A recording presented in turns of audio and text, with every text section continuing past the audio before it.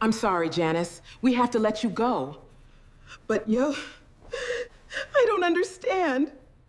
I'm just supporting my widowed mother. You know, she's financially helpless, so I step up there. Wow, that's amazing. So responsible.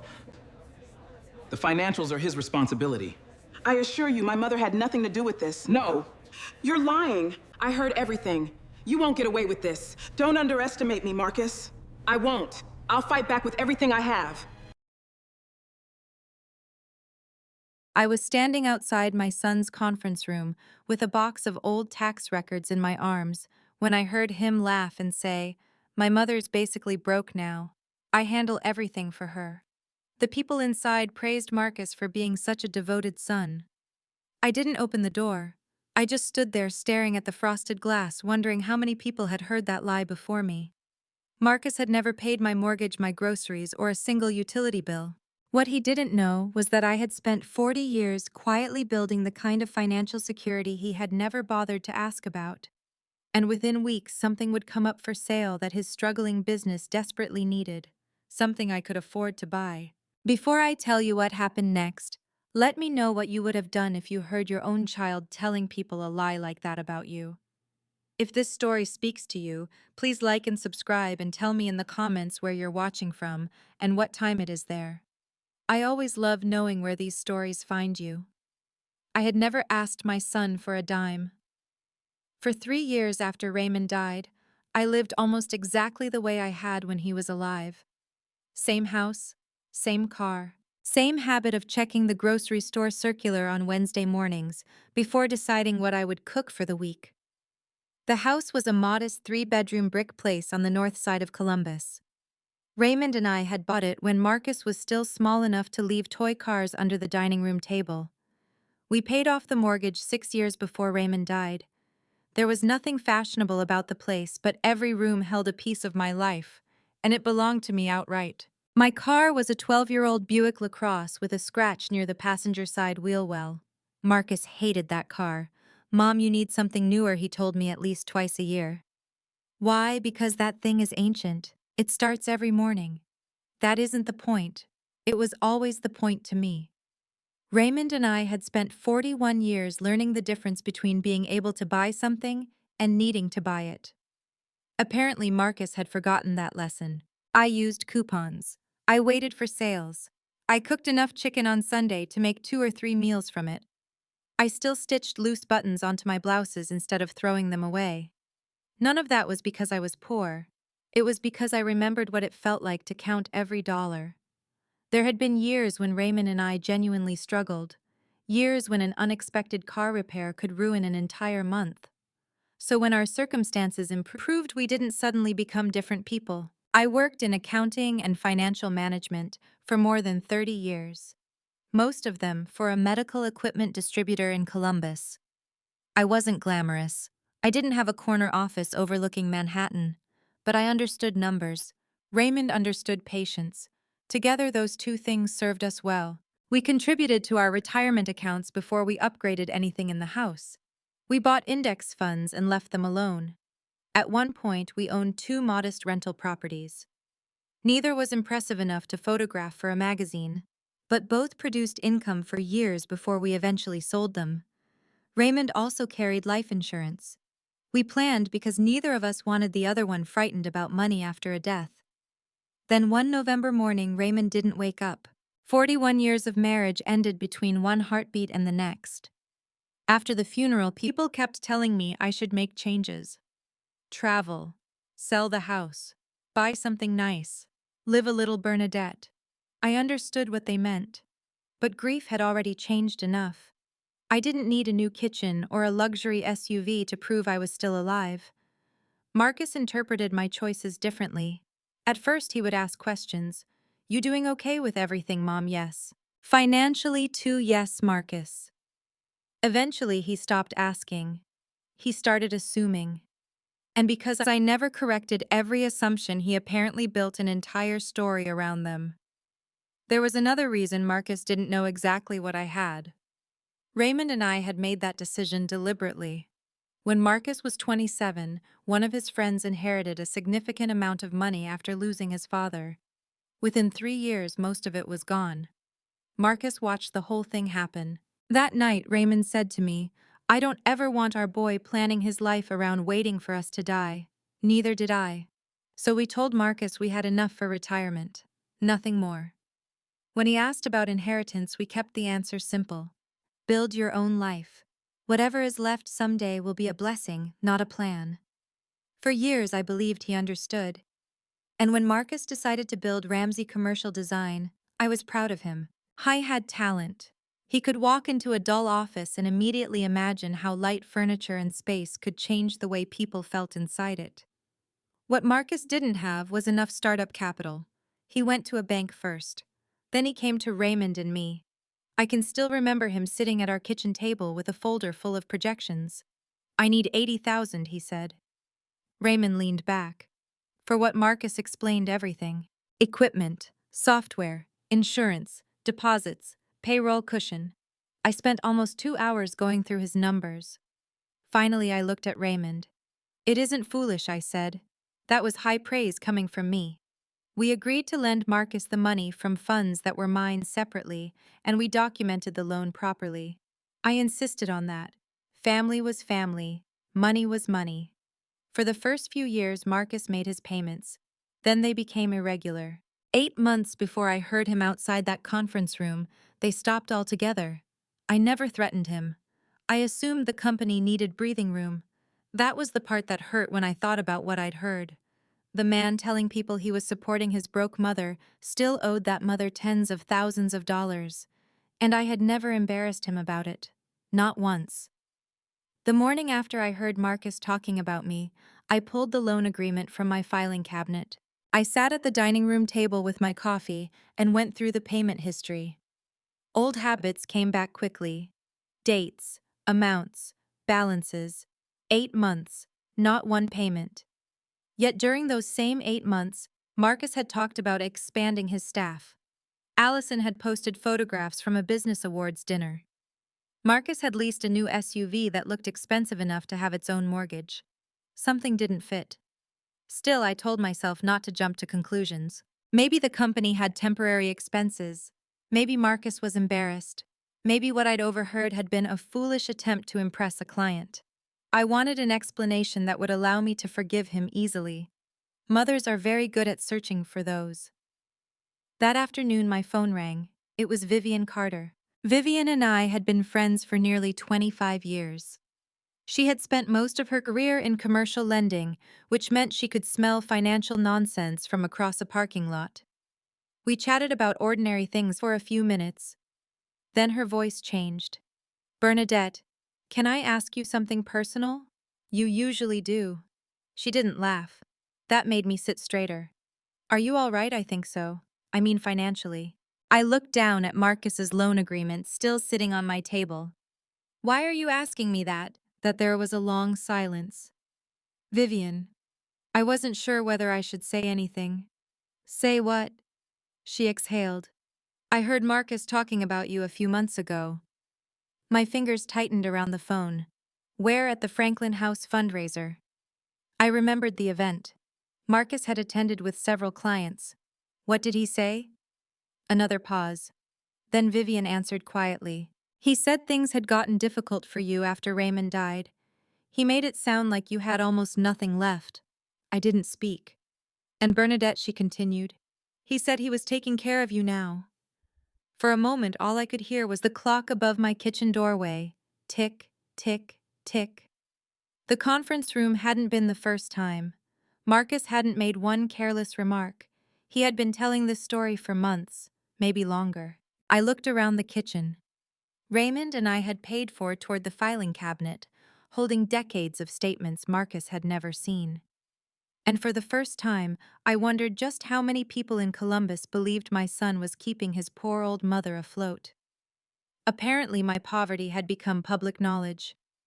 "Exactly what did Marcus tell them?" I asked.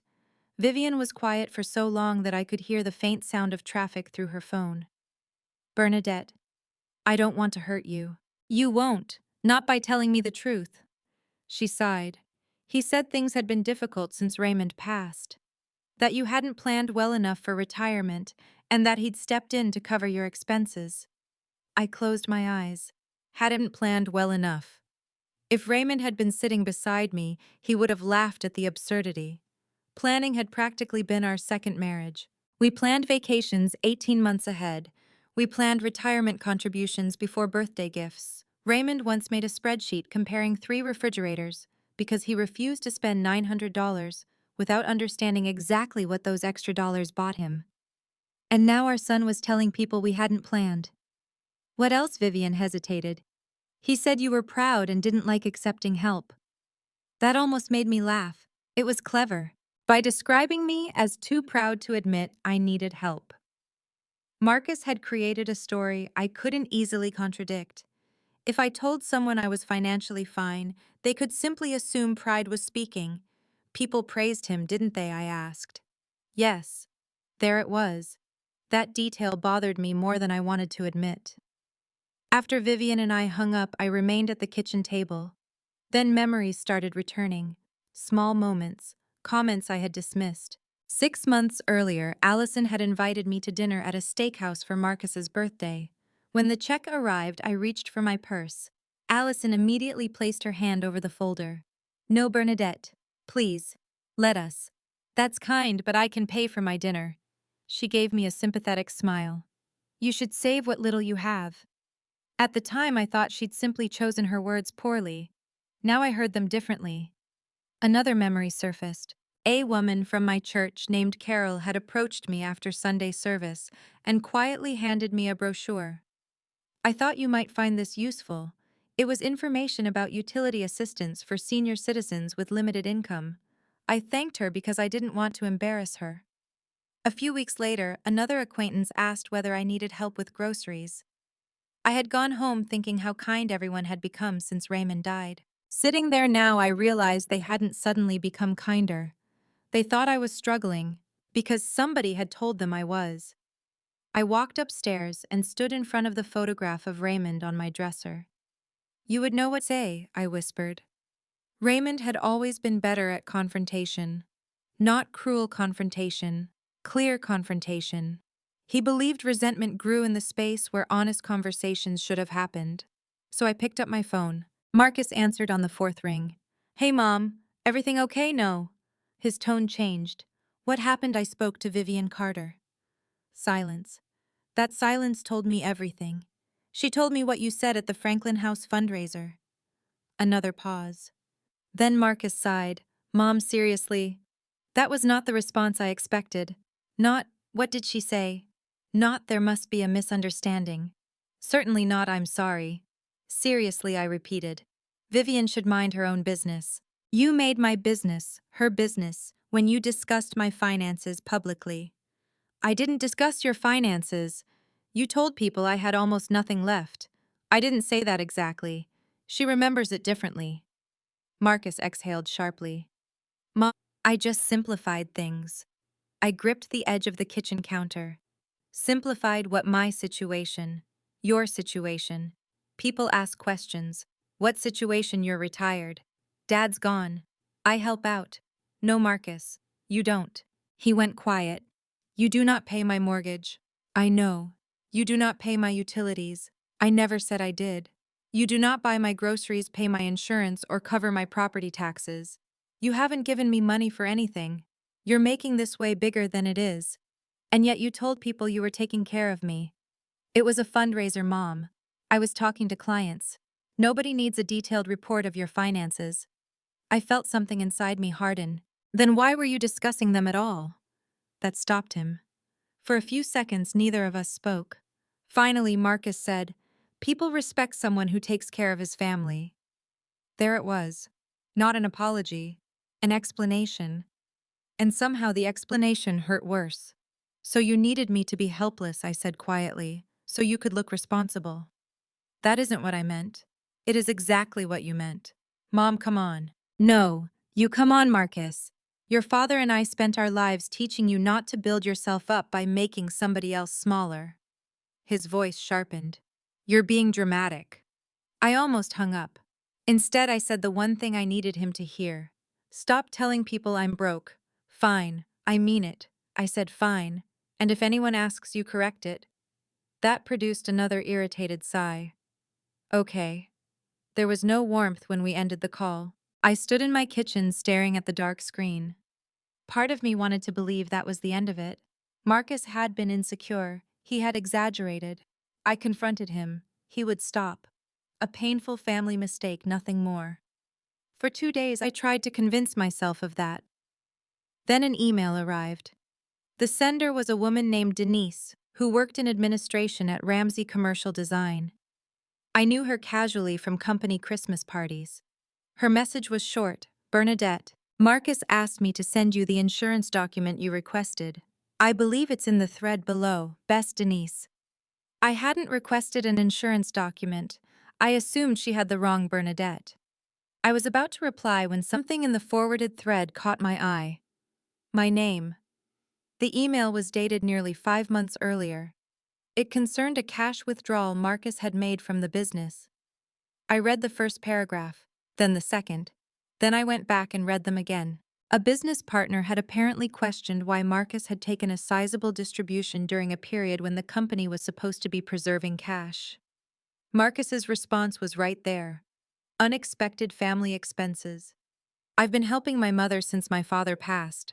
She's had some financial difficulties and I needed to step in. I felt cold. This wasn't a conversation at a fundraiser. This wasn't Marcus trying to impress strangers over cocktails. This was written. And it was being used to explain money. Money I had never received. I printed the email. Then I went upstairs to the small room that had once been Raymond's office and pulled a folder from the filing cabinet. Ramsey Commercial Design Loan. I placed it beside the email. The original loan amount was $80,000. Marcus still owed me a substantial balance. His payments had stopped 8 months earlier. Yet according to his own email, he was withdrawing money from his company because he was supposedly supporting me. I sat back. For more than 30 years, I had worked with financial records. Numbers don't tell you everything about a person, but inconsistencies tell you where to look. And suddenly there were inconsistencies everywhere. Marcus claimed his business was growing. His loan payments to me had stopped. He was taking distributions. I was telling business associates the money was going to his mother. It wasn't. For the first time since hearing him through that conference room door, my humiliation gave way to something colder. Concern. What was happening inside my son's company? The following afternoon, I drove to his office. I had decided I wanted to speak to him face to face. Allison was there when I arrived. She was standing near the reception desk holding a coffee. When she saw me, her expression tightened. Bernadette, I need to speak with Marcus. He's under a lot of pressure right now. So am I. She lowered her voice. You really shouldn't add more stress. Marcus already does so much for you. There it was again. I looked directly at her. Allison, what exactly does Marcus do for me financially? Her lips parted. Nothing came out. What bill does he pay? I just meant electricity. She looked away. Groceries. Bernadette, I don't know the details. Neither do I. I wasn't angry with her anymore. I could see it clearly. She believed him too. I decided not to humiliate her. I'll speak with Marcus another time. I turned toward the elevators. That was when I noticed a printed notice mounted beside the directory. Property management meeting. Beneath it was a phrase that caught my attention immediately. Building ownership transition. I stopped. For 30 years, I had learned never to ignore unusual language in financial documents.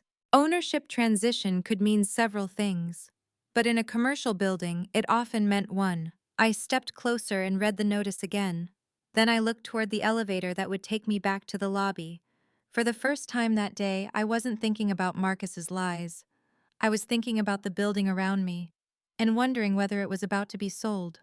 My name had become his excuse. I drove home with that email folded inside my purse and the words "building ownership transition" circling through my mind. But before I could think about the building, I needed to understand my son. That evening I spread everything across Raymond's old desk: the original loan agreement, Marcus's payment history, the forwarded email, my handwritten notes from our conversation.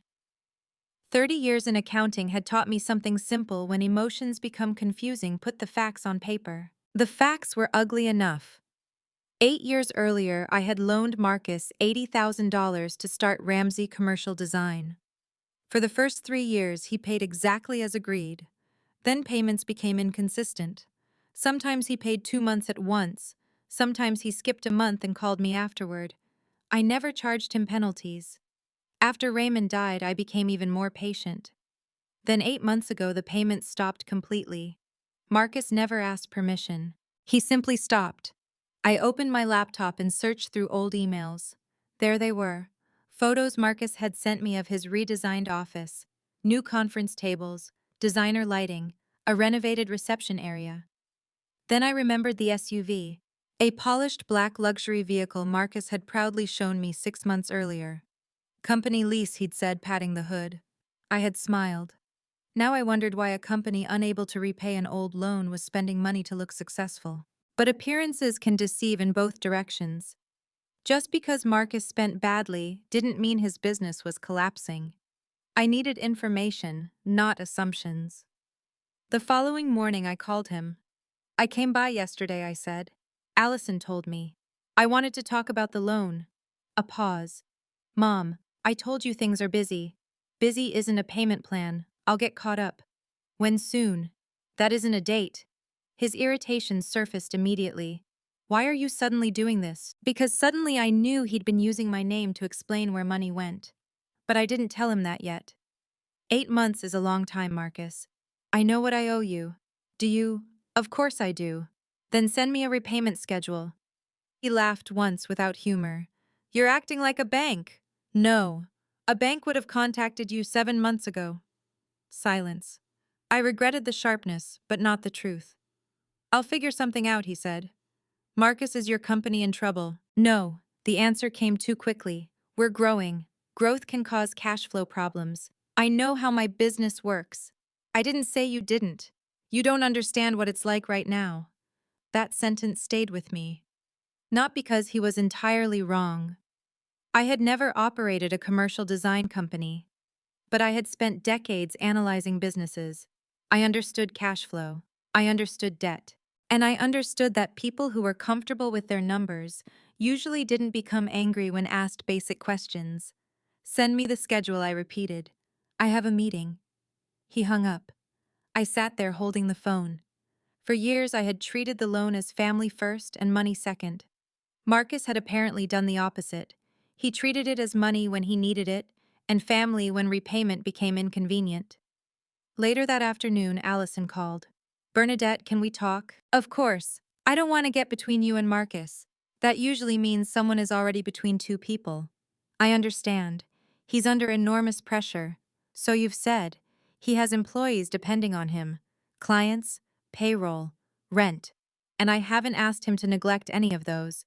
But calling about the loan right now, I interrupted gently. Allison, do you know how much Marcus still owes me? Silence. No. Do you know how much I loaned him originally? Another silence. He told me you helped a little at the beginning. A little. He never gave me a number, $80,000. She stopped breathing for a second. I could hear it. 80? Yes. I didn't know that. I assumed you did. She sounded genuinely stunned. That mattered. Allison had her flaws. She cared too much about appearances, and sometimes her comments could cut without her realizing it. But suddenly I saw that she might not be part of this deception. She might be another audience for it. Then she said something that confirmed my suspicion. I thought Marcus was the one helping you. I closed my eyes. What did he tell you? Not specifics. Just that after Raymond died, things became difficult. Things became emotionally difficult. I know. No, Allison. I don't think you do. Because financially I am fine. She didn't respond. I have never asked Marcus for money. I didn't realize. He doesn't pay my bills. Another pause. Bernadette, I'm sorry. That was the first apology I'd heard from anyone. And it came from the person who hadn't created the lie. After we hung up, I sat quietly. Marcus hadn't simply exaggerated at a fundraiser. He had created different versions of the same story for different people. For clients, he was the devoted son. For Allison, he was the financially burdened husband. For business associates, I was the explanation for money leaving the company. That was what frightened me. Not the insult, the pattern. I pulled out the forwarded email again. Unexpected family expenses, helping my mother, financial difficulties. Every phrase was vague enough to avoid details and specific enough to create an impression. I knew that language. I'd seen variations of it in expense explanations and financial reports throughout my career. When someone couldn't explain a number cleanly, they often wrapped it in a story. And Marcus's story was me. The next morning, I decided to return to his office. I didn't tell him I was coming. The lobby was quieter than usual. A maintenance worker was changing a light fixture while two people I didn't recognize spoke near the elevators. Marcus's office occupied most of the third floor, but the building itself had 6 stories with several tenants: a law firm, a dental practice, a logistics company, an insurance agency. I pressed the elevator button. Then I saw the notice again. Building ownership transition. This time I stopped long enough to read every line. There was a scheduled meeting for tenants and property management. Questions about leases were to be directed to the management office. I took out my and photographed the notice. I never reached Marcus's office. Instead, I went downstairs. The building manager's office was tucked behind the lobby. A receptionist sat behind a glass partition. "Excuse me," I said. "I saw the notice upstairs. Is the building changing ownership?" She gave me the cautious smile people use when they know something but aren't authorized to say much. "All tenant questions are being handled through management." "Is the property being sold?" "I really can't discuss that." That was enough. If nothing was happening, she could have said no. I thanked her and left. Outside, I stood on the sidewalk and looked back at the building. 6 floors of brick glass offices and people earning their living. Marcus had talked about this location constantly when he first moved in. It made his company look established, professional, successful. I remembered him saying, "Clients see this address and know we're serious." Now there was a possibility that the address itself was about to change hands. I drove home and opened my laptop. It took less than an hour to identify the building's owner. Walter Hensley. I recognized the name, not personally. But Columbus was not so large that someone with decades around local business circles couldn't recognize certain names. Walter had owned commercial property for years. I searched further. Nothing publicly announced a sale. That made the notice more interesting. I picked up my phone. There was one person I trusted to tell me what was actually happening: Gregory Mitchell. Gregory had been Raymond's friend before he became our attorney. He handled real estate transactions and had helped us sell one of our rental properties years earlier. He answered with his usual deep voice. "Bernadette Ramsey. Either I've done something wrong or you finally miss me." I smiled despite myself. "I need information. That sounds more like you. Do you know Walter Hensley?" There was a brief pause. "I do. He owns the building where Marcus rents. I know the property." "Is Walter selling?" Gregory became quiet. Lawyers become very interesting when they are deciding how much they can legally tell you. Finally, he said, "Why are you asking?" "Because I saw an ownership transition notice." Another pause. Then Gregory said, "Bernadette, this conversation might be better in my office." My pulse changed. "When tomorrow morning? Why can't you just answer the question?" "Because," he said carefully, "if you're asking what I think you're asking, the answer is more complicated than yes or no." I looked again at the photograph of the building notice on my phone. For the first time, Marcus's lies in that building felt like 2 separate problems moving toward the same point. I just didn't know yet what would happen when they met. The building was for sale. Gregory Mitchell's office looked almost exactly as it had the last time Raymond and I sat there together. Same dark wooden bookcases. Same framed photograph of downtown Columbus. Even the same brass clock on the corner of his desk. For one painful second, I could almost see Raymond sitting beside me. Gregory noticed where I was looking. "I still miss him too," he said. "I know." Then he opened a folder. "Now tell me why you're interested in Walter Hensley's building." "I don't know that I'm interested." Gregory raised an eyebrow. "Bernadette, you scheduled a 9 o'clock meeting with a real estate attorney because you aren't interested." I smiled. I'm gathering information. That sounds more accurate. I explained everything except the details of my argument with Marcus. Gregory didn't need family drama to evaluate property. I told him about the notice. When I finished, he leaned back. Walter is considering retirement, so the building is for sale quietly. Why quietly? He doesn't want to unsettle tenants before he has a serious buyer. He's owned commercial property for decades. He wants a clean transaction, not a circus. That made sense. Is there already a buyer, not that I'm aware of? I looked at Gregory. What do you know about the property? He studied me. Before I answer that, tell me what you're thinking. I saw a building that may be available. I want to know whether it's a good investment. Your son's company happens to be one of the tenants. Yes. And that has nothing to do with your interest. I didn't say that. Gregory's expression became serious. Bernadette, if you're angry with Marcus, call him. Yell at him if necessary. Don't spend millions of dollars to make a point. I have no intention of spending millions of dollars to make a point. Good. I want you to evaluate that building as if Marcus lived in another state. Gregory watched me for a moment. Then he nodded. That I can do. He explained what he knew. The building was 6 stories, mixed commercial use with established tenants and reasonably strong occupancy. The neighborhood had improved steadily over the past decade. New apartments had gone up nearby, along with restaurants and professional offices. It wasn't a glittering downtown tower. That actually appealed to me. I had never liked investments that needed applause. What is Walter asking? I said. Gregory gave me a preliminary range. Even prepared, I felt my stomach tighten.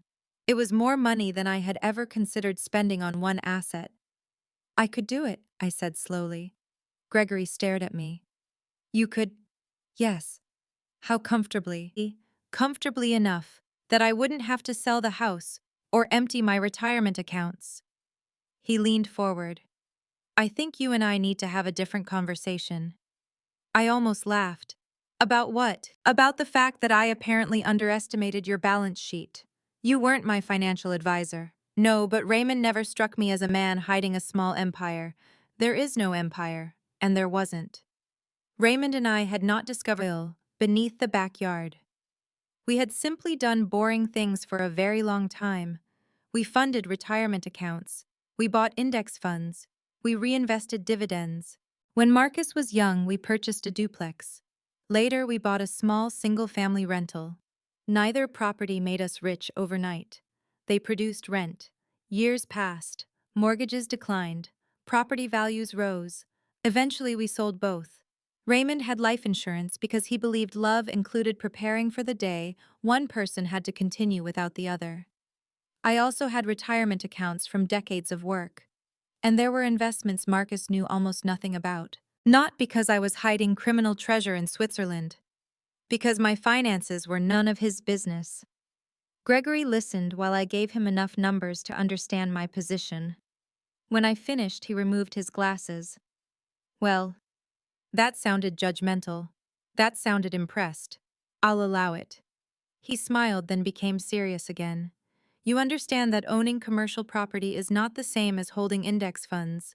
Yes. Tenant risk, capital improvements, insurance, taxes, management. I understand, and putting this much into one property creates concentration risk. I understand that too. Then I'm going to get you the information I legally can and see whether Walter is willing to entertain an offer. I raised one finger. Only if the numbers work. Even if buying it would give you control over Marcus's lease, especially then. Gregory's expression softened. That afternoon I called Vivian. When I told her what I was considering, she went completely silent. Finally, she said, "You want to buy Marcus's building?" "No. I want to investigate buying a building in which Marcus happens to rent space." That is the most Bernadette sentence I've ever heard. I'm serious. So am I. I explained my condition. If the investment didn't make sense without Marcus, I wouldn't touch it. Vivian understood immediately. Good, she said. Because revenge is expensive. Exactly. And bad revenge is even more expensive. I laughed for the first time in days. 3 days later, Gregory sent preliminary financial information. I printed everything, old habits. Then I sat at the dining room table with a yellow legal pad calculator and coffee. Occupancy was strong. Several tenants had been there for years. The building generated healthy rental income. There were expenses that concerned me particularly, maintenance and future capital improvements, but nothing immediately absurd. I began calculating scenarios. What happened if occupancy dropped 10%? What if property taxes increased? What if repairs cost twice the current estimate? What if financing became more expensive? I spent hours trying to convince myself not to buy it. That might sound strange, but when I considered an investment, I never asked, why should I do this? I asked, what could make me regret this? Raymond taught me that. He used to say enthusiasm was free, but mistakes charged interest. Around 7 that evening, I found an old photograph tucked inside one of my financial folders. Raymond and me outside our first rental property. The place had peeling paint and a porch railing that leaned slightly left. Raymond was holding a hammer. I was holding a clipboard. We looked exhausted and ridiculously happy. I ran my thumb across his face. What would you say? I whispered. I knew the answer. Run the numbers again. So I did. The next morning, Gregory called. I've spoken with Walter's representative. I straightened. And he's open to a private offer. My heart beat faster. Before we get excited, Gregory continued, I've reviewed the preliminary operating statements, and the building isn't perfect. I didn't expect perfect. There are capital expenses we need to investigate. We need lease details, maintenance records, inspection history, everything. Of course. But based on what we know right now. He paused. I hated when lawyers paused. Gregory, the numbers make sense. I said nothing. He continued. Not because Marcus is there. Not because you're angry. As an investment, Bernadette, this deserves serious consideration. I looked through my kitchen window at the maple tree Raymond had planted 20 years earlier. A week ago, I had been worried about a lie. Now I was considering the largest purchase of my life. Then let's consider it seriously, I said. One more warning. I expected one. If you move forward, you need to be absolutely certain about your motive. I am. Are you? I thought about Marcus laughing inside that conference room. I thought about strangers believing I couldn't buy groceries. I thought about the email where my name had become an explanation for missing money. Then I looked at the numbers in front of me. If this were a bad investment, I said I'd walk away tomorrow. And if it's a good one, I took a slow breath. Then my son's opinion of my bank account doesn't get to stop me from making it. Gregory was quiet. Finally, he said, I'll arrange the next step. After we hung up, I sat alone at the table. For the first time, the possibility felt real. Walter Hensley's building was for sale. Marcus's business was inside it. And without knowing any of this, my son still believed his mother had almost nothing. I printed all of it. Vivian laughed when I told her. Bernadette, normal people read those things on a laptop. Normal people miss footnotes. You've been retired too long. Apparently not long enough. I spent most of that weekend at my dining room table. The building was doing well, but it wasn't a magical money machine. That mattered to me. 5 of the 6 floors were almost completely occupied. Several tenants had been there for years. Rental income was steady, and the neighborhood had continued attracting businesses. But there were risks. 2 major leases would expire within 3 years. Property taxes had increased. Maintenance expenses were climbing. And the reserve fund was thinner than I liked. Monday morning, I met Gregory again. He had prepared his own analysis. Let's start with the good news, he said. Start with the bad. He smiled. Raymond used to say that. I know. Gregory turned a document toward me. The building needs capital. How much we won't know until inspections, but enough that you should assume the first few years won't be effortless. He showed me projections for maintenance, insurance, management fees, and improvements. I asked about tenant concentration, then lease expirations, then vacancy assumptions, then the roof, then HVAC. After my 7th question, Gregory leaned back. You've done this before. Not at this scale. Could have fooled me. I spent 30 years asking people why their projections were too optimistic. That explains your personality. I ignored him. What happens if we lose 15% occupancy? He showed me. What if maintenance comes in 25% above estimate? Another scenario. What if rents stay flat for 3 years? We ran that too. The investment became less attractive under those assumptions, but it remained viable. That was when the idea started frightening me. It had been easier when I could tell myself this was just curiosity. Now the numbers were refusing to give me an easy reason to walk away. That afternoon I drove past the building. I parked across the street. People came through the front doors carrying coffee and laptop bags. Somewhere on the third floor Marcus was working. I imagined his face if he discovered I owned the place. And for one shameful second I enjoyed the thought. That bothered me. I started the car and drove straight to Vivian's house. She was trimming herbs on her back patio when I arrived. I need you to tell me if I'm becoming a terrible person. She looked up. That sounds promising. Sit down. I explained everything. The numbers, Gregory's projections, the possible offer. Then I admitted what I had felt sitting across the street. I pictured Marcus finding out I said, and I liked it. Vivian didn't rush to comfort me. That was why I trusted her. Are you buying the building to hurt him? I don't know. Wrong answer. I looked at her. She set down her scissors. Would you buy it if Marcus moved his company tomorrow? I thought carefully. Yes.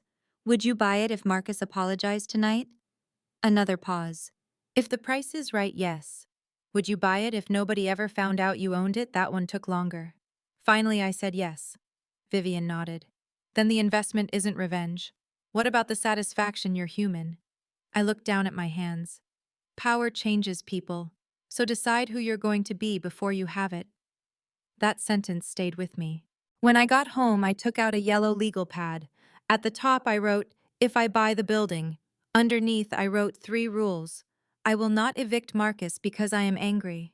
I will not raise his rent to punish him. I will not interfere with his business to settle a family dispute. I read the rules twice. Then I added another sentence. He will receive neither special punishment nor special protection because he is my son. That felt right. The next morning I called Gregory. I want to proceed. You're sure? Yes. Then we'll need an entity for the acquisition. I don't want my personal name circulating during negotiations.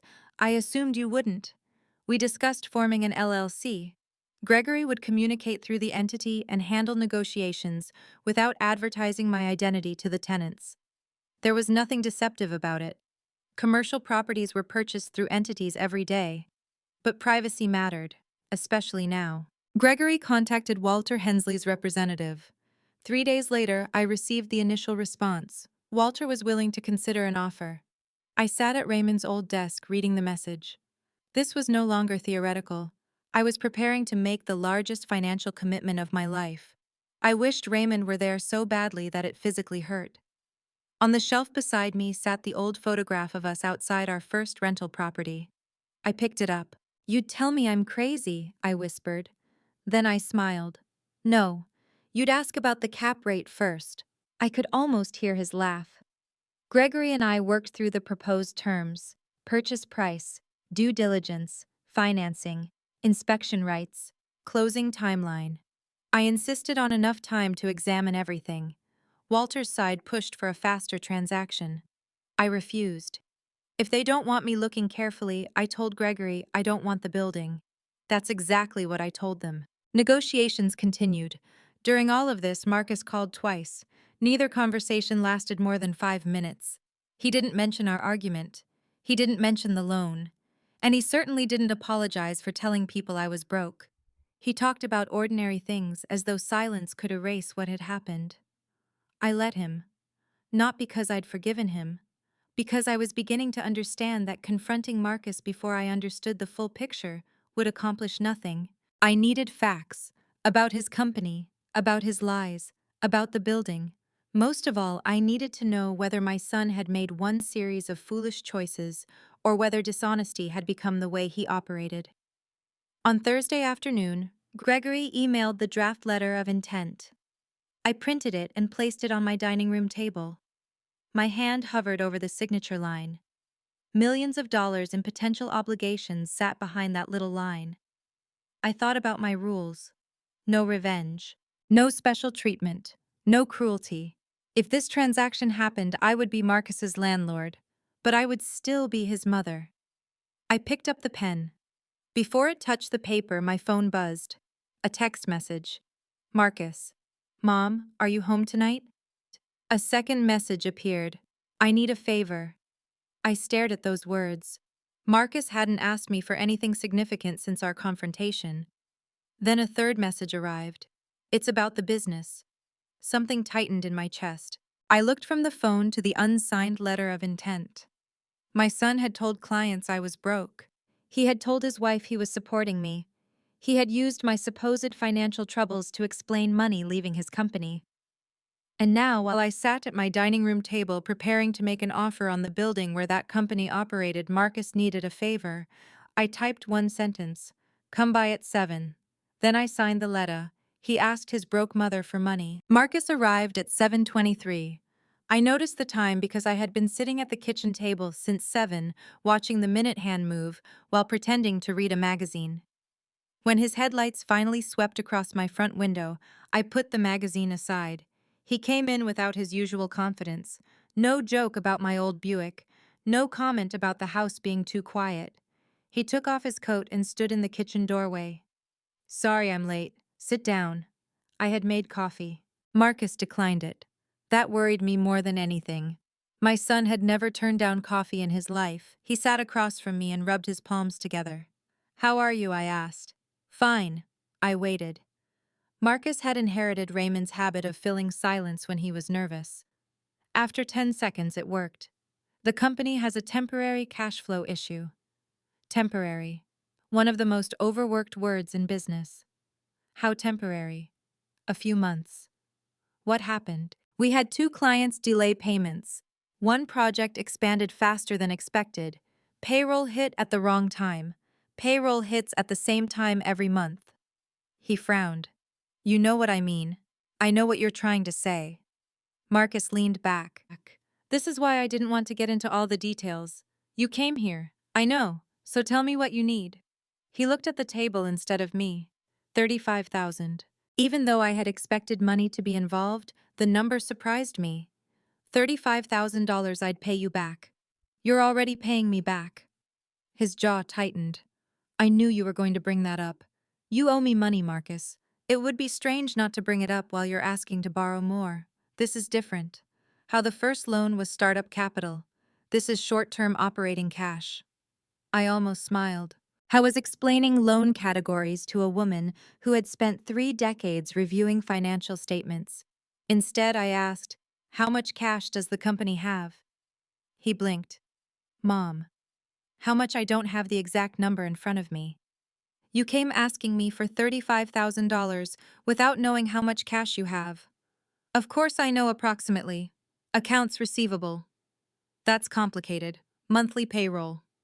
He pushed his chair back slightly. I didn't come here for an audit. No, you came here for money. That landed. Marcus stared at me.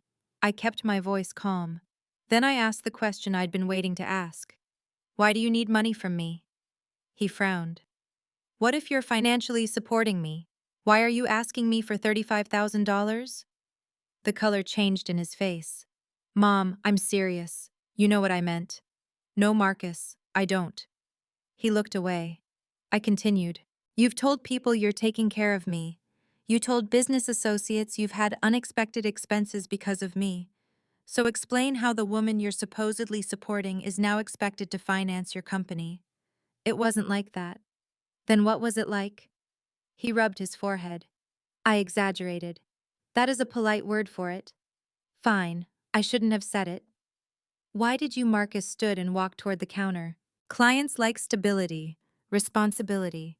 They like people who look dependable. So you made me helpless so you could look dependable. He turned around. You're twisting it. I don't need to twist anything. He became quiet. I went into Raymond's old office and returned with 2 sheets of paper. I placed the forwarded email in front of him. Marcus read it. His expression changed immediately. Where did you get this? It was forwarded to me accidentally. That email was internal. That doesn't make it true. He didn't answer. Where did that money go? What money? The distribution you explained by saying you were helping me. His eyes moved toward the window. Business expenses. Then why didn't you call them business expenses? It was complicated. There was that word again. Marcus money becomes complicated very quickly when people stop telling the truth about it. He pushed the paper away. You wouldn't understand. I stared at him. I spent 30 years working with financial records. That's not the same as running a business. No. But subtraction hasn't changed. He looked genuinely offended. I regretted the sarcasm immediately. But I was tired of being treated like an old woman who had somehow forgotten everything she'd learned before retirement. I pulled out the loan statement. You've made no payment to me in 8 months. I told you cash flow is tight. Yet you took distributions. I have personal expenses too. Then show me the numbers. He stared at me. What? Bring me the company's financial statements, cash flow, receivables, debt, expenses. Show me exactly why you need $35,000 and give me a written plan for restarting payments on the original loan. His face hardened. You're serious, completely. You're my mother, and you're asking me for money. I shouldn't have to submit an application.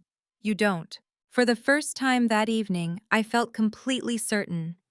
Because I'm not lending you $35,000 tonight. Marcus stood so quickly, his chair scraped across the floor. Unbelievable. What is unbelievable? You have the money.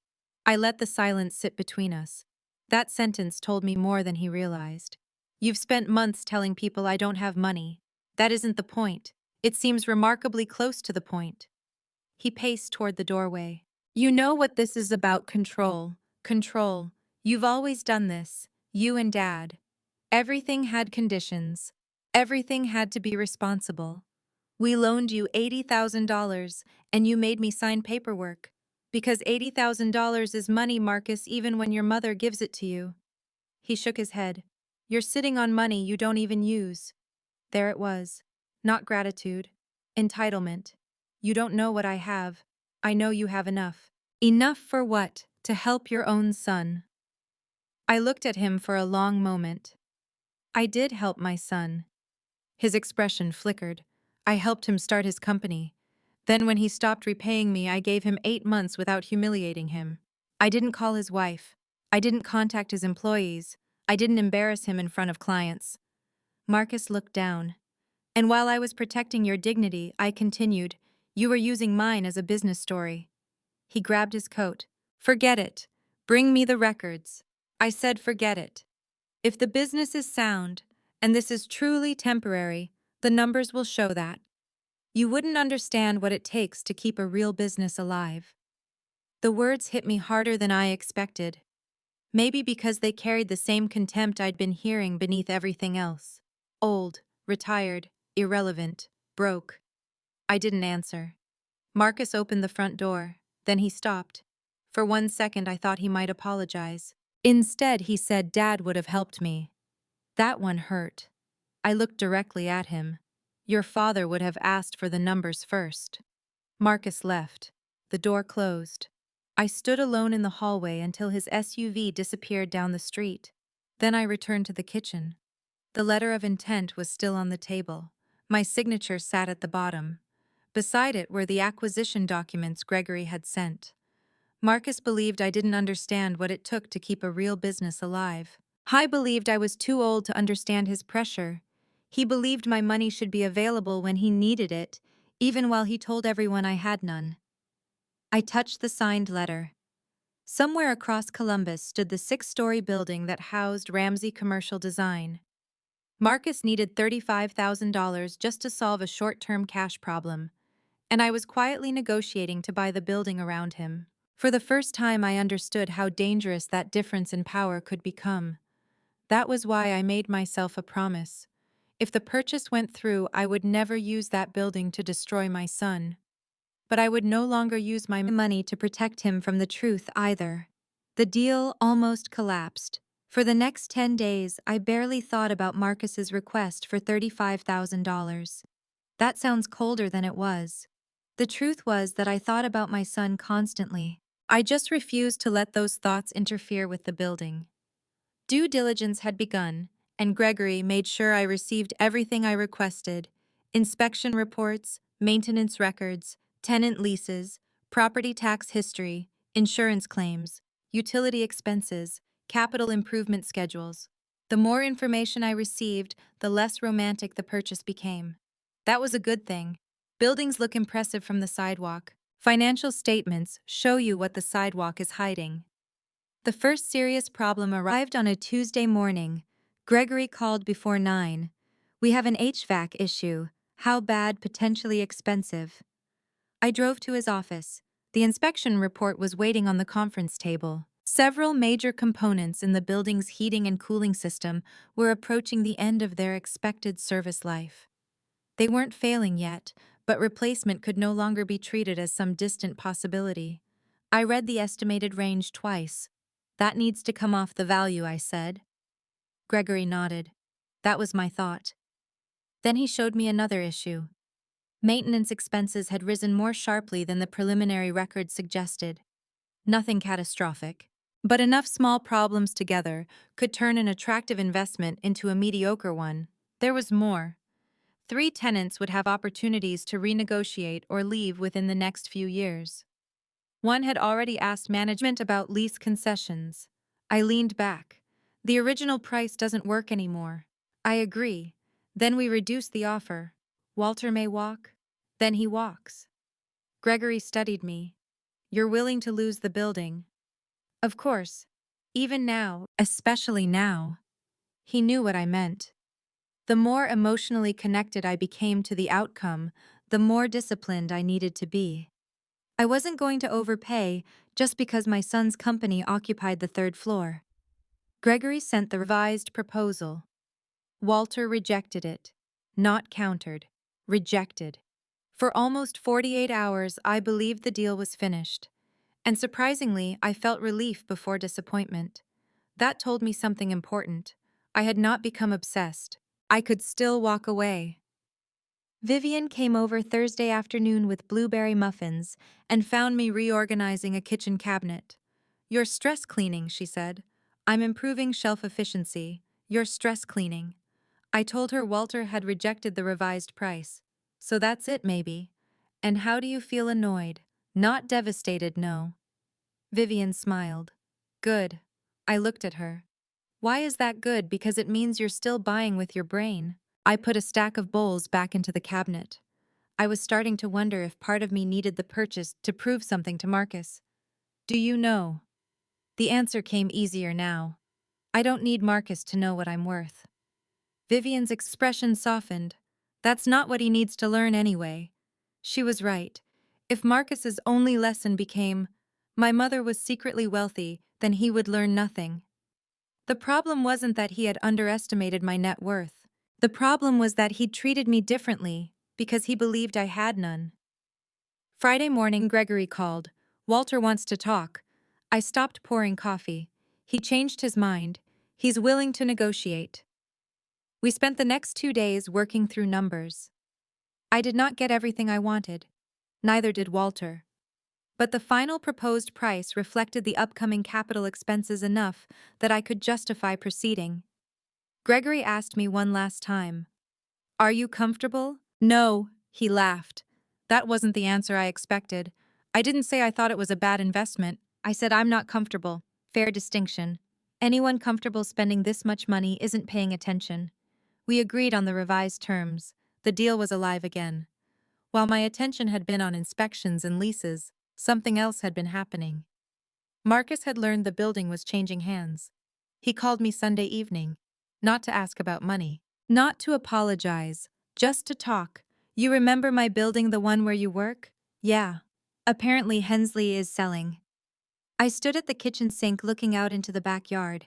"I heard something about that. They're being weird about the buyer. How nobody knows who it is. Maybe the transaction isn't finished. Still, management isn't saying anything." I kept my voice neutral. "Does it matter?" "Of course it matters." The anxiety in his voice was unmistakable. "Our lease is up in 10 months. That was the first time he'd told me. What happens then? We renew. Is that guaranteed a pause? Nothing's guaranteed. There it was. For the first time, I understood exactly how vulnerable Marcus's business was to the sale. Could you move? We could. But his tone said otherwise. Would it be expensive? Moving a commercial design office isn't like changing apartments, Mom. I ignored the condescension. You'd need deposits, movers, new signage, probably modifications to another space. Silence. Then Marcus said exactly. And you're already having cash flow problems. Another silence. I didn't say the company was collapsing. Neither did I. He became defensive. The location is part of our brand. Clients know where we are. I remembered him saying almost those exact words years earlier. Clients see this address and know we're serious. Now the address had become something he couldn't afford to lose.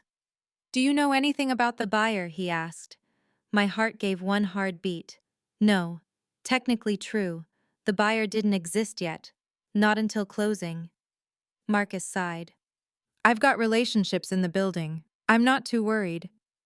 The sudden confidence sounded rehearsated. I know the management people. Whoever buys it will want stable tenants.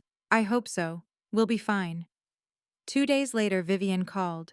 She had attended a local business luncheon where one of Marcus's employees happened to be present. You'll find this interesting, she said. What apparently Marcus told his staff, he has a good relationship with the new ownership. I nearly dropped the phone. There is no new ownership yet. I know. He doesn't even know who the buyer is. I know that too. I sat down. It wasn't a devastating lie. It wasn't even unusual for a nervous business owner to reassure employees. But after everything else, it felt familiar. Marcus was frightened. Instead of admitting uncertainty, he created certainty. Instead of saying, I don't know, he invented, I have connections. Again, image first, truth second. That evening, Gregory sent me the final closing schedule. Subject to the remaining conditions, we would close Friday morning. 3 days. I stared at the date. 3 days until the building became mine, if nothing went wrong. The next morning, Gregory called again. For one terrible second, I assumed another problem had surfaced. Instead, he said Walter signed off on the final adjustment. I closed my eyes. So we're proceeding. We're proceeding. And the inspection's acceptable under the revised numbers. Financing ready. Title clear. Gregory laughed softly. Bernadette, you can stop looking for a disaster. No, I can't. That's how disasters happen. You really were an accountant too long. Friday. After we hung up, I drove downtown. I didn't go inside. I parked across the street again and looked at the 6-story building. Somewhere behind those windows, Marcus was telling employees he had everything under control. He didn't. Neither did I. That was the difference between us, I was beginning to realize. I could admit uncertainty. Marcus seemed terrified of it. Friday would not magically fix that. Owning his building would not make me wiser than my son or him weaker than me. It would simply change one fact. The next time Marcus talked about the person who controlled the roof over his business, he would be talking about his mother. He just didn't know it yet. I signed my name and everything changed. Friday morning arrived with rain. Not dramatic thunder or lightning, just a steady gray Columbus rain that made the streets shine and turned the windows of Gregory's office into blurred sheets of silver. I arrived 20 minutes early. Of course I did. Gregory's receptionist offered me coffee. I declined. My stomach was already doing enough on its own. The closing documents sat in neat stacks on the conference table. Seeing them made the transaction feel heavier than every spreadsheet had. Numbers on a screen were one thing, a deed was another. I sat down and placed my purse beside me. For a moment I wished Raymond were in the empty chair to my right. I could almost hear him. Check everything twice, Bernie. I was the only person who ever called me Bernie and lived to tell about it. I smiled. Then I remembered another table. Our kitchen table nearly 40 years earlier. Marcus had been asleep upstairs. Raymond had just been laid off from a manufacturing company where he'd worked for 7 years. We had bills spread across the table. Mortgage, car payment, utilities, daycare. We were short. Not theoretically short, actually short. Raymond stared at the numbers for nearly an hour. Finally, he said, "We're going to be okay." How, I don't know yet. That had been the beginning of everything. Not wealth, discipline. We learned to live below what we earned when earnings returned. We saved before spending. We invested when the amounts felt too small to matter. Small amounts became larger amounts. Years became decades. And now I was sitting in an attorney's conference room preparing to purchase a 6-story commercial building. There was no lottery ticket in between. No secret inheritance, just time. Gregory entered carrying another folder. "You ready, number excellent?" I looked at him. Why excellent? Because the clients who terrify me are the ones who feel completely ready. He sat down. We went through the documents. Again. Purchase agreement. Financing documents. Assignment of leases. Property management arrangements. Insurance. Closing statement. I asked questions even when I already knew the answers. Gregory answered every one. Walter Hensley attended part of the closing through his representatives. I met him briefly before the final signatures. He was tall, silver-haired, and looked tired rather than sentimental. "You're getting a good property," he told me. "I'm getting a property with an expensive HVAC future." Walter laughed. "So you've read the reports? Every page." He shook my hand. "Take care of the tenants." "I intend to." That mattered to me. Those businesses were not pieces on a board. People worked there. Employees depended on them. Families depended on those employees, including Marcus's company, especially Marcus's company. When the final documents were placed in front of me, Gregory handed me a pen. I stared at the signature line. Bernadette Ramsey, managing member. For a second, my hand wouldn't move. I thought about Marcus outside that conference room in my memory. My mother's basically broke now. I thought about Vivian telling me people had praised him for supporting me. I thought about Allison believing he was paying my bills. I thought about the email. Unexpected family expenses, helping my mother. Then I deliberately pushed all of it away. If I signed because of anger, I would regret it. So I thought about the building instead: occupancy, cash flow, location, reserves, capital expenses, risk, return. The numbers made sense. That was enough. I signed. Then another document. And another. By 11:43 that morning, the transaction was complete.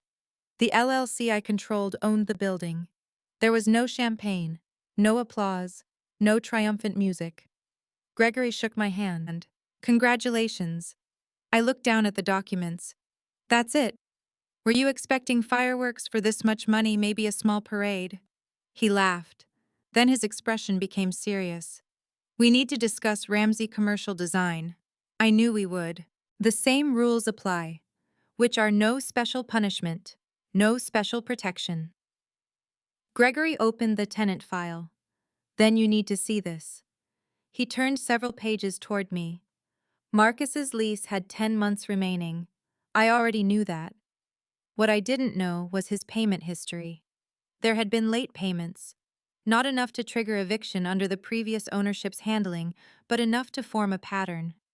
Marcus had requested extensions twice. Once 4 months earlier. Again 7 weeks ago. I looked up. He told me his location was secure. His lease is valid. That isn't what I mean. Gregory understood. The company Marcus presented to the world and the company represented in these records were becoming two different things. How serious is this? As landlord? Yes. Manageable right now. And as his mother, Gregory closed the folder. That isn't a legal question. No, it wasn't. I thought about Allison. Did she know? Marcus had hidden the size of my original loan from her. He had apparently hidden how he used my name to justify company distributions. Was he also hiding the seriousness of the company's cash problems? I felt no satisfaction then, only concern. Owning the building had given me information I hadn't possessed before, and I wasn't sure I wanted it. Treat his company exactly like every other tenant, I said. Gregory nodded. When renewal comes up, we review the financials under the same standards. Yes. No family discount. No. No family penalty. Absolutely not. Good. Management would send formal notices to every tenant announcing that the sale had closed and that a meeting would be held to discuss the transition. The buyer would be identified through the LLC. My personal involvement did not need to be announced immediately. I decided the tenant meeting would be the appropriate place, not because I wanted a dramatic reveal, because I was the owner and I intended to look people in the eye when I told them how I planned to manage their workplace. That afternoon, Marcus called. For one irrational second, I thought he knew. "Hey, Mom. Hello. You busy a little?" Doing what I looked at the closing folder on my passenger seat. "Paperwork." He laughed. "You always loved paperwork. Apparently enough to buy your building, I thought." But I said nothing. Marcus told me he'd received notice that the building sale had closed. "So you finally know who bought it?" I asked. "Some LLC." He sounded annoyed. "Probably investors. Does that worry you?" "No." The answer came immediately. Then he added, "I told you we're a good tenant." I looked at the tenant file beside me. 2 payment extensions, several late payments. "I'm sure the new owner will review everything I said. We'll be fine." There was that certainty again. I almost told him. Part of me wanted to end the suspense and force the conversation immediately. But I stopped myself. There was a proper process, and for once Marcus was going to meet reality without me rushing in to soften it first. 3 days later, formal invitations went out. Mandatory tenant meeting, new ownership introduction. Tuesday, 10 o'clock. Marcus texted me that evening. "New landlord meeting Tuesday. Wish me luck." I stared at the message for several seconds. Then I typed "good luck." He replied with a thumbs up. I put the phone down. On Tuesday morning, my son would walk into a conference room expecting to meet the person who now controlled the building his company depended on. He had no idea that person had packed his school lunches, paid for his braces, loaned him his startup money, and spent weeks listening while he told people she had nothing. This time, I wouldn't be standing outside the conference room door. I would be walking through it. My son walked into his new landlord's meeting. Tuesday morning, I stood in front of my bedroom mirror, longer than necessary. Not because I wanted to look wealthy. Quite the opposite. I wore navy slacks, a cream blouse, and the pearl earrings Raymond gave me for our 30th anniversary. No designer handbag, no new car, no costume announcing that Marcus had been wrong about me. I wanted to walk into that room looking exactly like the woman he had always known. Gregory met me downstairs at 9:30. "Nervous?" he asked. "Very. You can still let management handle the presentation." "No." I looked toward the elevators. If I'm going to own a building where people earn their living, they deserve to meet me. Gregory nodded. "And Marcus, he deserves the same thing." We went upstairs separately. I waited in a small office while Gregory entered the conference room first. Through the wall, I could hear voices. Several tenants were already there. Then I heard Marcus. I knew his confident business voice immediately. "Honestly, I'm not worried," he was saying. "Any smart owner wants stability. We've been here for years." Someone replied, "You know anything about the buyer?" Marcus laughed. "I know enough. I have a good relationship with management. We'll be fine." I closed my eyes. Even now, he still couldn't simply say, "I don't know." Gregory opened the door a few minutes later. "We're ready." I stood. For 1 second, my legs felt surprisingly weak. Then I remembered Raymond. Facts first, Bernie. I walked into the room. There were about 15 people seated around the long conference table. Marcus was near the far end. He saw me immediately. His expression changed from confidence to confusion. "Mom." Every head turned. I didn't answer. Marcus stood halfway. "What are you doing here?" Gregory moved to the front of the room. "Good morning, everyone. Thank you for coming." Marcus slowly sat down, but he didn't take his eyes off me. "As you know, Gregory continued the sale of the property closed Friday. The building is now owned by an Ohio limited liability company formed for the acquisition." He introduced the property manager. Then he looked at me. "And I'd like to introduce the managing member of the ownership entity, Ms. Bernadette Ramsey." Silence. Not polite silence. Shock. Marcus stared at me as though Gregory had spoken in another language. One woman near the middle of the table glanced from me to Marcus. She apparently knew we were related. I walked to the front. Good morning. Marcus's mouth opened. Nothing came out. I continued. I know ownership transitions can make tenants nervous, so I want to begin with the most important thing. We did not purchase this property with the intention of disrupting healthy businesses. I explained that existing leases would be honored. Management would remain in place during the transition. Repairs and planned improvements would be reviewed. There would eventually be HVAC work, but we intended to schedule it with minimal disruption. People started asking questions: parking, maintenance, lease renewals, security. I answered what I could. When I didn't know, I said I don't know yet, but we'll get you an answer. I noticed Marcus every time I said it. I don't know. 3 simple words he seemed terrified to use. One tenant asked whether rents would immediately increase. No, I said. Existing contracts remain existing contracts. Another asked how renewals would be handled, individually and professionally.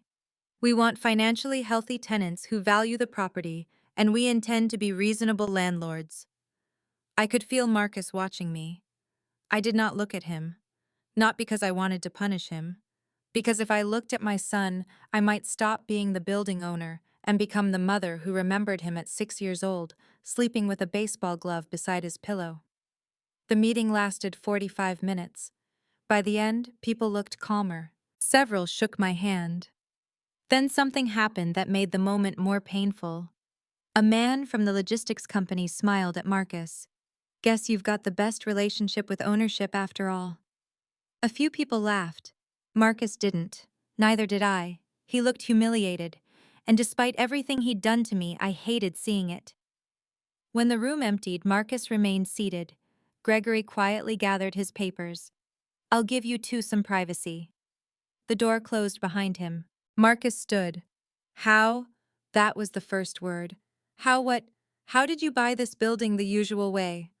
Mom. I made an offer. Walter accepted after negotiations. We completed due diligence and closed Friday. His face was pale. You bought a 6-story commercial building. Yes. With what I stared at him. Money. Where did you get that kind of money? There was something almost childlike in his disbelief. Marcus, your father and I worked for decades. I know that. We saved, we invested, we owned rental properties. I knew about those. You knew they existed. You didn't know our finances. How much did Dad leave you that isn't your business? His eyes widened. I'm your son. That doesn't make my balance sheet yours. He paced toward the window. This is insane. No, it was carefully evaluated. You bought my building. I bought a building your company rents. That's the same thing. No, it isn't. He turned toward me. Did you do this because of what I said? There it was. The question I had asked myself repeatedly. No. He laughed bitterly. Come on. I became interested because I saw the ownership notice while dealing with you. That's true.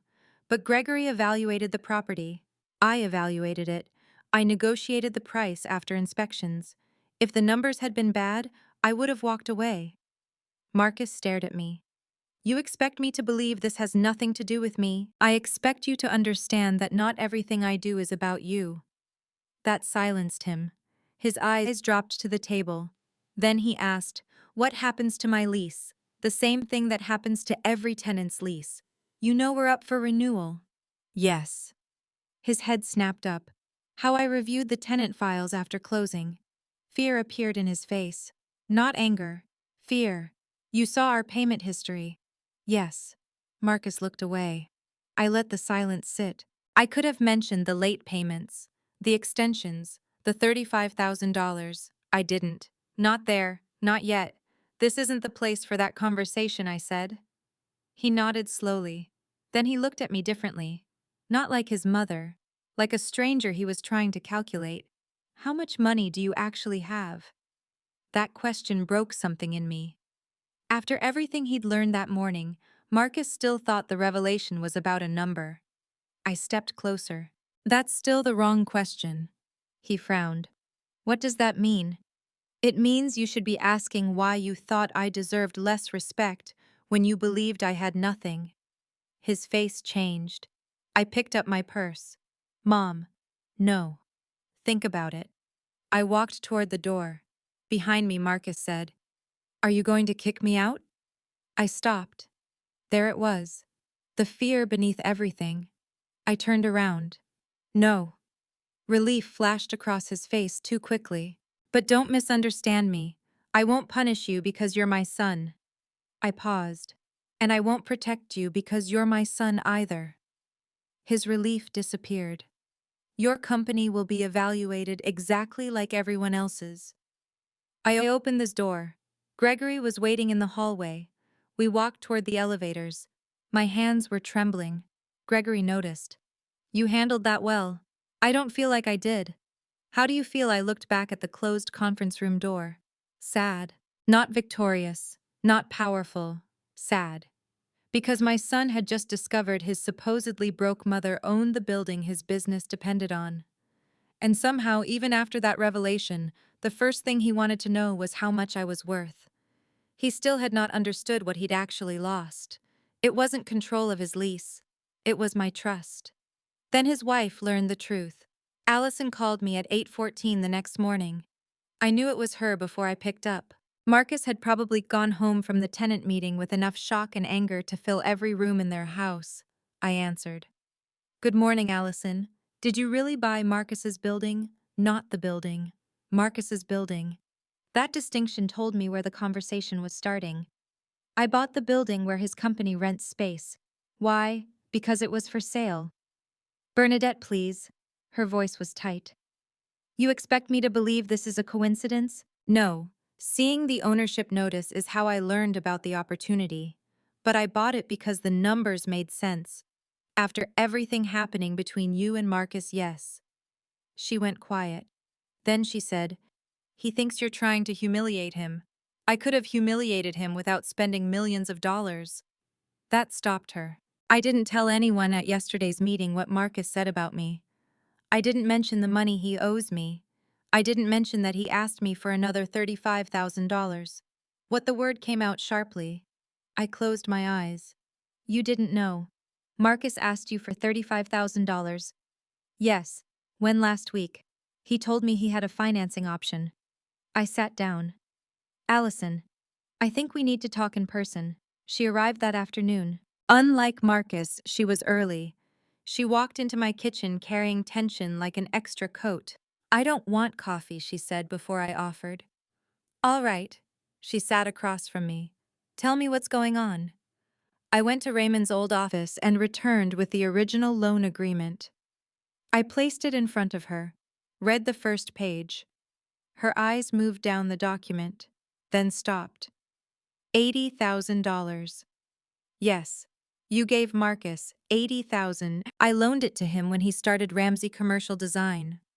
She looked at me. He told me you and Raymond helped with some office furniture. No. I showed her the payment history. He made payments for years. Then they became inconsistent.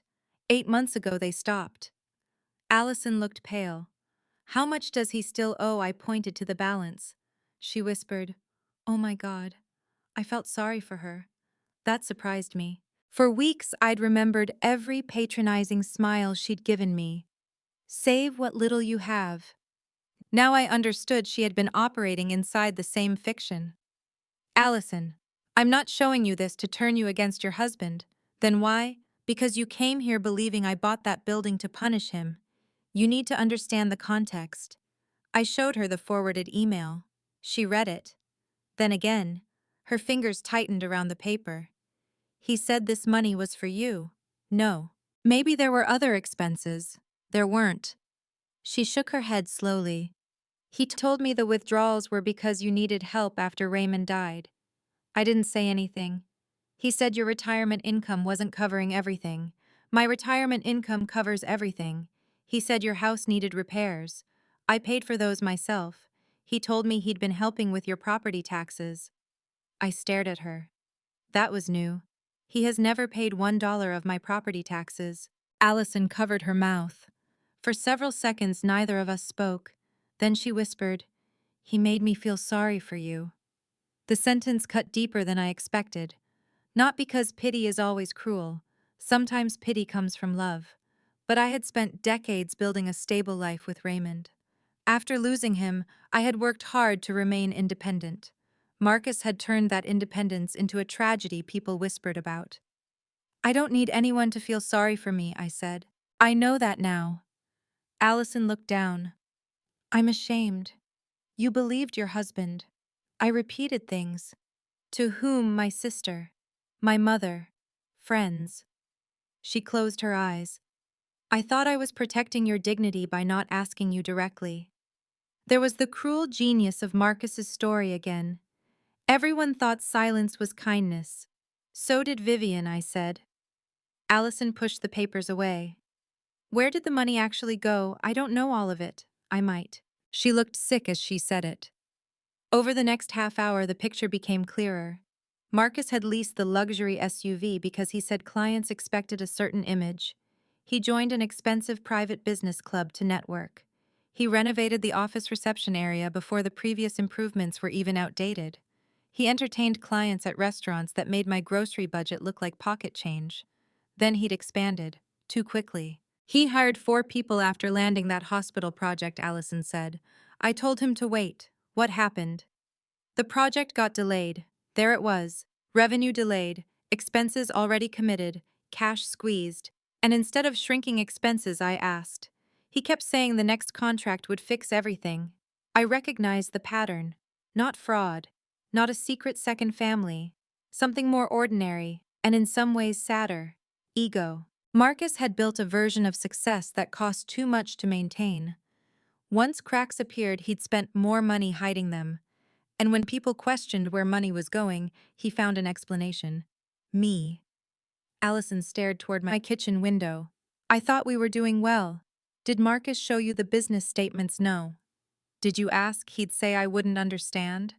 I almost laughed, but there was nothing funny about it. He'd said the same thing to me. You wouldn't understand. Apparently, ignorance was easiest for Marcus when he assigned it to the women closest to him. What happens to his lease? Allison asked. That depends on the business. Her expression tightened. You could refuse to renew. Yes. Will you? I don't know yet. Fear entered her face. Bernadette, I will not punish Marcus because I'm angry. But I will not pretend his company is healthy if it isn't. He could lose everything. He could. She stared at me. I softened my voice. Allison keeping a failing business in expensive space because the landlord is his mother would not save him. It would postpone reality. She looked down. I don't know if our marriage can survive this. That decision belongs to you. I don't know what else he's lied about. I understood that fear. I haven't found evidence of some hidden life, I said. What I've seen points to the same thing over and over. He wants to look more successful than he is. Allison nodded slowly. He hates disappointing people. Then he learned to deceive them instead. The words sounded harsh, but they were true. When Allison stood to leave, she paused at the doorway. I'm sorry for the things I said to you. I knew exactly which things. You should save what little you have. I thought I was being kind, she said. I know, I wasn't. You were working with information you trusted. She nodded. Then her eyes filled with tears. He made me feel sorry for you. This time her voice broke. And all along you were the one who helped him. After she left, I sat alone with the loan agreement and email on the table. I had wanted the truth. Now I had more of it. Marcus wasn't supporting his mother. His mother had helped finance his dream. And while that dream began struggling, he'd spent money protecting the appearance of success instead of protecting the business itself. For the first time, I stopped wondering whether Marcus could afford his current office. I started wondering whether losing it might be exactly what finally forced him to face himself. I could have evicted him. 3 days after Allison sat at my kitchen table, Gregory called me into his office. He had Ramsey Commercial Design's lease open in front of him. There's something you need to decide, I know. Do you? I sat across from him. 10 months remaining. Correct. Gregory turned several pages toward me. The existing lease does not obligate ownership to offer a renewal. Assuming we comply with the agreement and applicable requirements, You can simply let the term expire. In plain English, I could make Marcus leave. I stared at his company's name printed across the top of the page. A month earlier, I would never have imagined possessing that kind of power over my son. Now that I had it, I didn't enjoy it. What would you recommend if he weren't my son? Gregory considered the question. I'd want current financial statements before discussing renewal. Because of the late payments, because of the entire pattern. He showed me the records again. Late rent, requests for extensions, an approaching lease expiration. His company may be viable, Gregory said, but I wouldn't assume it is. Then we don't assume. That means Marcus will have to provide financials, just like any other tenant. Gregory nodded. And if the numbers don't support the space, we don't renew on terms that make no business sense. There. I had said it, and it hurt. Because Ramsey Commercial Design wasn't merely a tenant. I remembered Marcus calling me the day he landed his first major client. I remembered Raymond opening a bottle of champagne. I remembered my son's face when he signed the original office lease. Pride makes boundaries difficult. Love makes them harder. But neither changes arithmetic. That evening Marcus called. "Can I come over?" His voice sounded different. No anger, no confidence, just exhaustion. Of course. He arrived around 6:30. This time he accepted coffee. He sat at the same kitchen table where he'd asked me for $35,000. For a while he said nothing. Then he asked, "Did Allison talk to you?" "Yes." He stared into his cup. "She knows about the loan now." "Yes." "She knows about the email." "Yes." Marcus rubbed his face. "I really messed this up." It was the closest thing to a complete admission I'd heard. I waited. He looked at me. "Are you going to renew my lease? I haven't decided." His face tightened. "Mom, if we have to move right now, I don't know if the company survives." The words were quiet. No performance. That frightened me more than his anger had. Why moving costs, deposits, build-out, downtime? We'd probably lose people. What about a smaller space? We could do it eventually. Why not now? Because everything is already unstable. He looked around my kitchen. "You know what the worst part is?" "What?" "I'm sitting here asking the mother I told everyone was broke not to take away my office. I didn't rescue him from the shame. Sometimes shame is simply the moment we see ourselves clearly. I'm not taking away your office. You know what I mean." "No, Marcus. Words matter. I did not create your cash flow problem. I did not stop your loan payments. I did not choose your expenses." He looked down. "And I am not threatening to evict you tomorrow." "But you could." "Yes." He swallowed. "I need you not to." There it was. Not give me money, not fix this. Just don't destroy what I built. I have no intention of destroying your company. His shoulders lowered. But I continued. "I won't save it with my checkbook either." The relief disappeared. "What does that mean?" "It means you apply for renewal like any other tenant." His expression hardened slightly. "You want me to apply to my own mother?" "You're not applying to your mother. Ramsey Commercial Design is negotiating with its landlord. That's ridiculous." "No. Mixing those two relationships is how we got here." He didn't argue. I continued. "Management will need accurate financial statements." Marcus shifted. "Mom, no." He stopped. "If you're asking me to keep your company in my building, I need to know whether your company can meet its obligations." "We can. Then the numbers will show it." He stared at his coffee. "What else a realistic business recovery plan?" His head lifted. "You're serious." "Very." "Anything else?" "Yes. The loan." His jaw tightened. "You said you weren't going to use the building to punish me." "I'm not." "Then why bring that up? Because the lease and the loan are separate." I leaned forward. "You owe me money. I don't expect you to repay the entire balance tomorrow, but I expect a written schedule and regular payments." Marcus leaned back. "So I pay market rent and repay you, yes. No family discount, no." He gave a bitter little laugh. "Some mother." I felt the sting. But I didn't retreat. "No family punishment either." He looked at me. "If your company qualifies for renewal, you will not pay $1 more because you're my son." I paused. and you will not pay $1 less. Silence filled the kitchen. Finally, Marcus asked, "Why didn't you ever tell me?" "Tell you what?" "That you had money. I told you I was fine. Not this kind of fine." I almost smiled. What kind did you imagine? I don't know. Retirement income, savings, we had those. But a building your father and I invested for 40 years. Marcus shook his head. I don't understand why you kept it secret. It wasn't secret. It was private. I'm your only son. That doesn't make you entitled to an inventory. He stared toward the window. Did Dad want it that way? Yes. That seemed to hurt him. We didn't want you planning your life around an inheritance, I said. We wanted you to build something yourself. I did. Yes.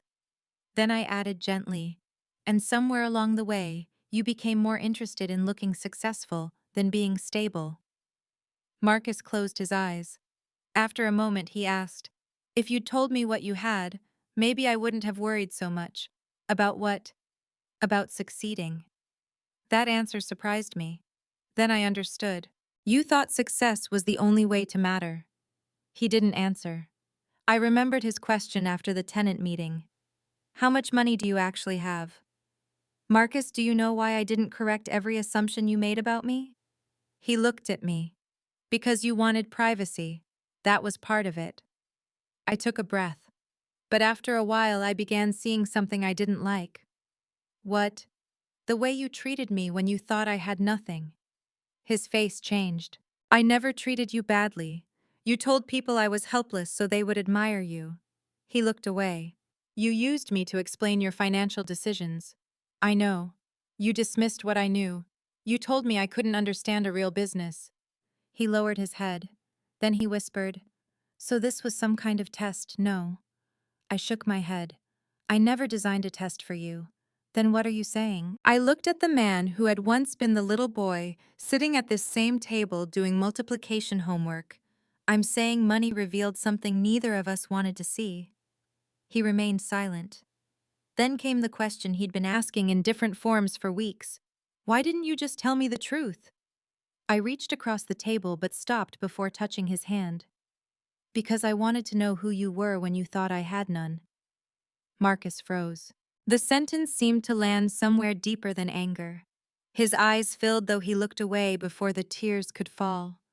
For once he had no defense, no explanation, no polished story. He simply sat there. And I realized that losing the building had never been what frightened him most. For the first time, Marcus was beginning to understand that the real danger wasn't losing his office. It was discovering what kind of man he had become. That was the part he couldn't forgive himself for. Marcus didn't leave my kitchen for another 20 minutes. But after I told him I wanted to know who he was, when he thought I had nothing, he barely spoke. He stared into his coffee. Once he opened his mouth as if he wanted to defend himself. Then he closed it again. When he finally stood, he looked exhausted. Good night, Mom. Good night, Marcus. He stopped at the doorway. I don't think I'm going to sleep tonight. I wanted to tell him everything would be all right. That instinct was still there. A mother can be angry with her child and still want to protect him from every painful thing in the world. But some pain is instructive. So I simply said, maybe you shouldn't. He nodded. Then he left. I didn't hear from him for 4 days. On the 5th morning, Marcus called and asked whether we could talk. This time he suggested my house. When he arrived, something about him looked different. No expensive jacket, no polished confidence, just jeans, a gray sweater, and a tired face. He carried a folder. I brought the financial statements. I stepped aside. Come in. We sat at the dining room table, the same table where Raymond and I had made hundreds of financial decisions. Marcus placed the folder between us. Before we go through those, I need to say something. I waited. I've been thinking about what you said. Which part? You know which part. His eyes dropped. About who I was when I thought you had nothing. I said nothing. Marcus rubbed his hands together. I kept trying to prove you were wrong, and I couldn't. His voice cracked slightly. I didn't steal from you. I didn't abandon you. I kept telling myself that meant I wasn't a bad son. I never called you a bad son. I know. He looked at me. That almost makes it worse. I understood. There is a difference between being condemned by someone else and recognizing yourself. Marcus looked toward the photograph of Raymond on the bookshelf. Was Dad ever scared about money? I almost laughed. Constantly. Marcus seemed surprised. Dad, especially your father. But he always seemed calm. That's because you were a child. I leaned back. There was a year when you were 7 that your father lost his job. I vaguely remember. You remember him being home more? Marcus nodded. What you don't remember is the night we had $78 left after paying the mortgage. His expression changed.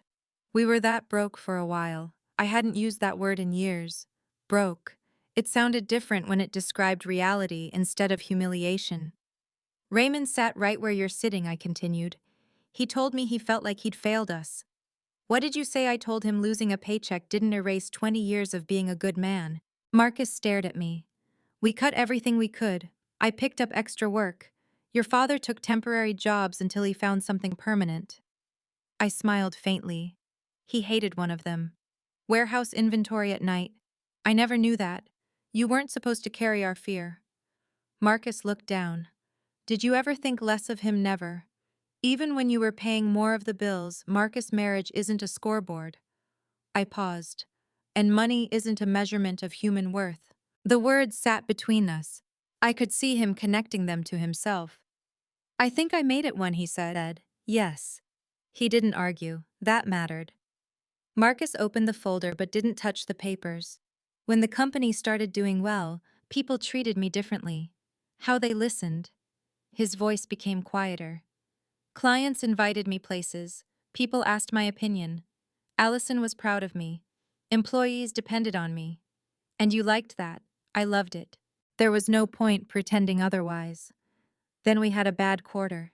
He looked embarrassed. I thought it was temporary, so I didn't change anything. The car image, the club membership, networking. The renovations, I wanted clients to think we were growing. You hired 4 people. We had that hospital contract coming. And when it was delayed, I kept waiting. He rubbed his forehead. Every month I thought the next month would fix it. I knew that trap. Optimism can become another form of denial when numbers are involved. Then people started asking questions, he continued. About distributions, about everything.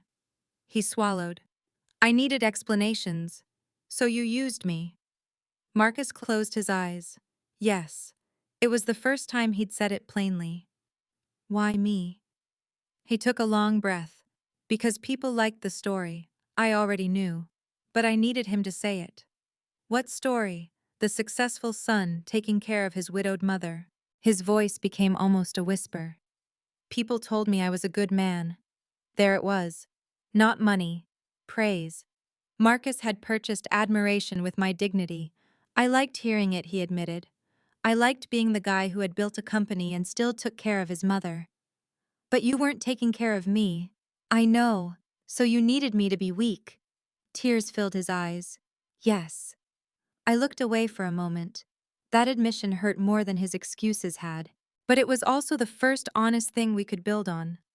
I made you smaller, so I could look bigger, he said. I nodded. Marcus wiped his eyes. I don't know how to fix that. You don't fix character with one apology. I know. You rebuild it. How? The same way your father and I built financial security. He looked at me. One decision at a time. We finally opened the folder. The numbers weren't good, but they weren't hopeless. Marcus had revenue. I had legitimate clients. He had talented employees. His problem wasn't the absence of a business. It was that he'd built expenses for the company he wanted people to see instead of the company he actually had. You need help, I said. I know. Not from me. He frowned. A business advisor. Someone independent. Someone who doesn't care that you're my son. Marcus nodded slowly. I've already contacted one. That surprised me. He wants me to cut expenses immediately. Good. He thinks we may need to shrink the team. That won't be easy. No. What about the SUV going back? The club cancelled. The office. He looked around. If you renew us, I want less space. That was the first business decision Marcus had described that sounded based on reality rather than appearance. And the loan I asked. He pulled another sheet from the folder. A repayment schedule. The monthly amount was smaller than the original payment, but it was realistic. I studied it. This could work. I'll make the first payment Friday. I nodded. Then Marcus asked, "Is that enough?" No. His face fell. I don't mean financially. I closed the folder. You told a lot of people I was broke. I know. You let them believe you were supporting me. Yes. You corrected Allison, because the truth reached her. Marcus understood before I finished. You want me to tell everyone. I want you to correct the lie. His shoulders tightened. That could hurt my reputation. I held his gaze. The lie improved your reputation. He looked away. I continued quietly. You don't get to keep the reward and apologize privately for the cost. Marcus sat completely still. I could see fear returning. Clients, friends, business contacts. The same people whose admiration had mattered enough for him to use me. What exactly do you want me to say? The truth. All of it. My finances remain private. He nodded. You don't tell anyone how much I have. You don't tell them about the building beyond what is already public. Then what you tell them, I was never financially dependent on you. Marcus swallowed. You tell them your father and I helped you start your company. He looked down. And you tell them the story you gave them was false. Silence. For several seconds I thought he might refuse. Then he nodded. I'll do it.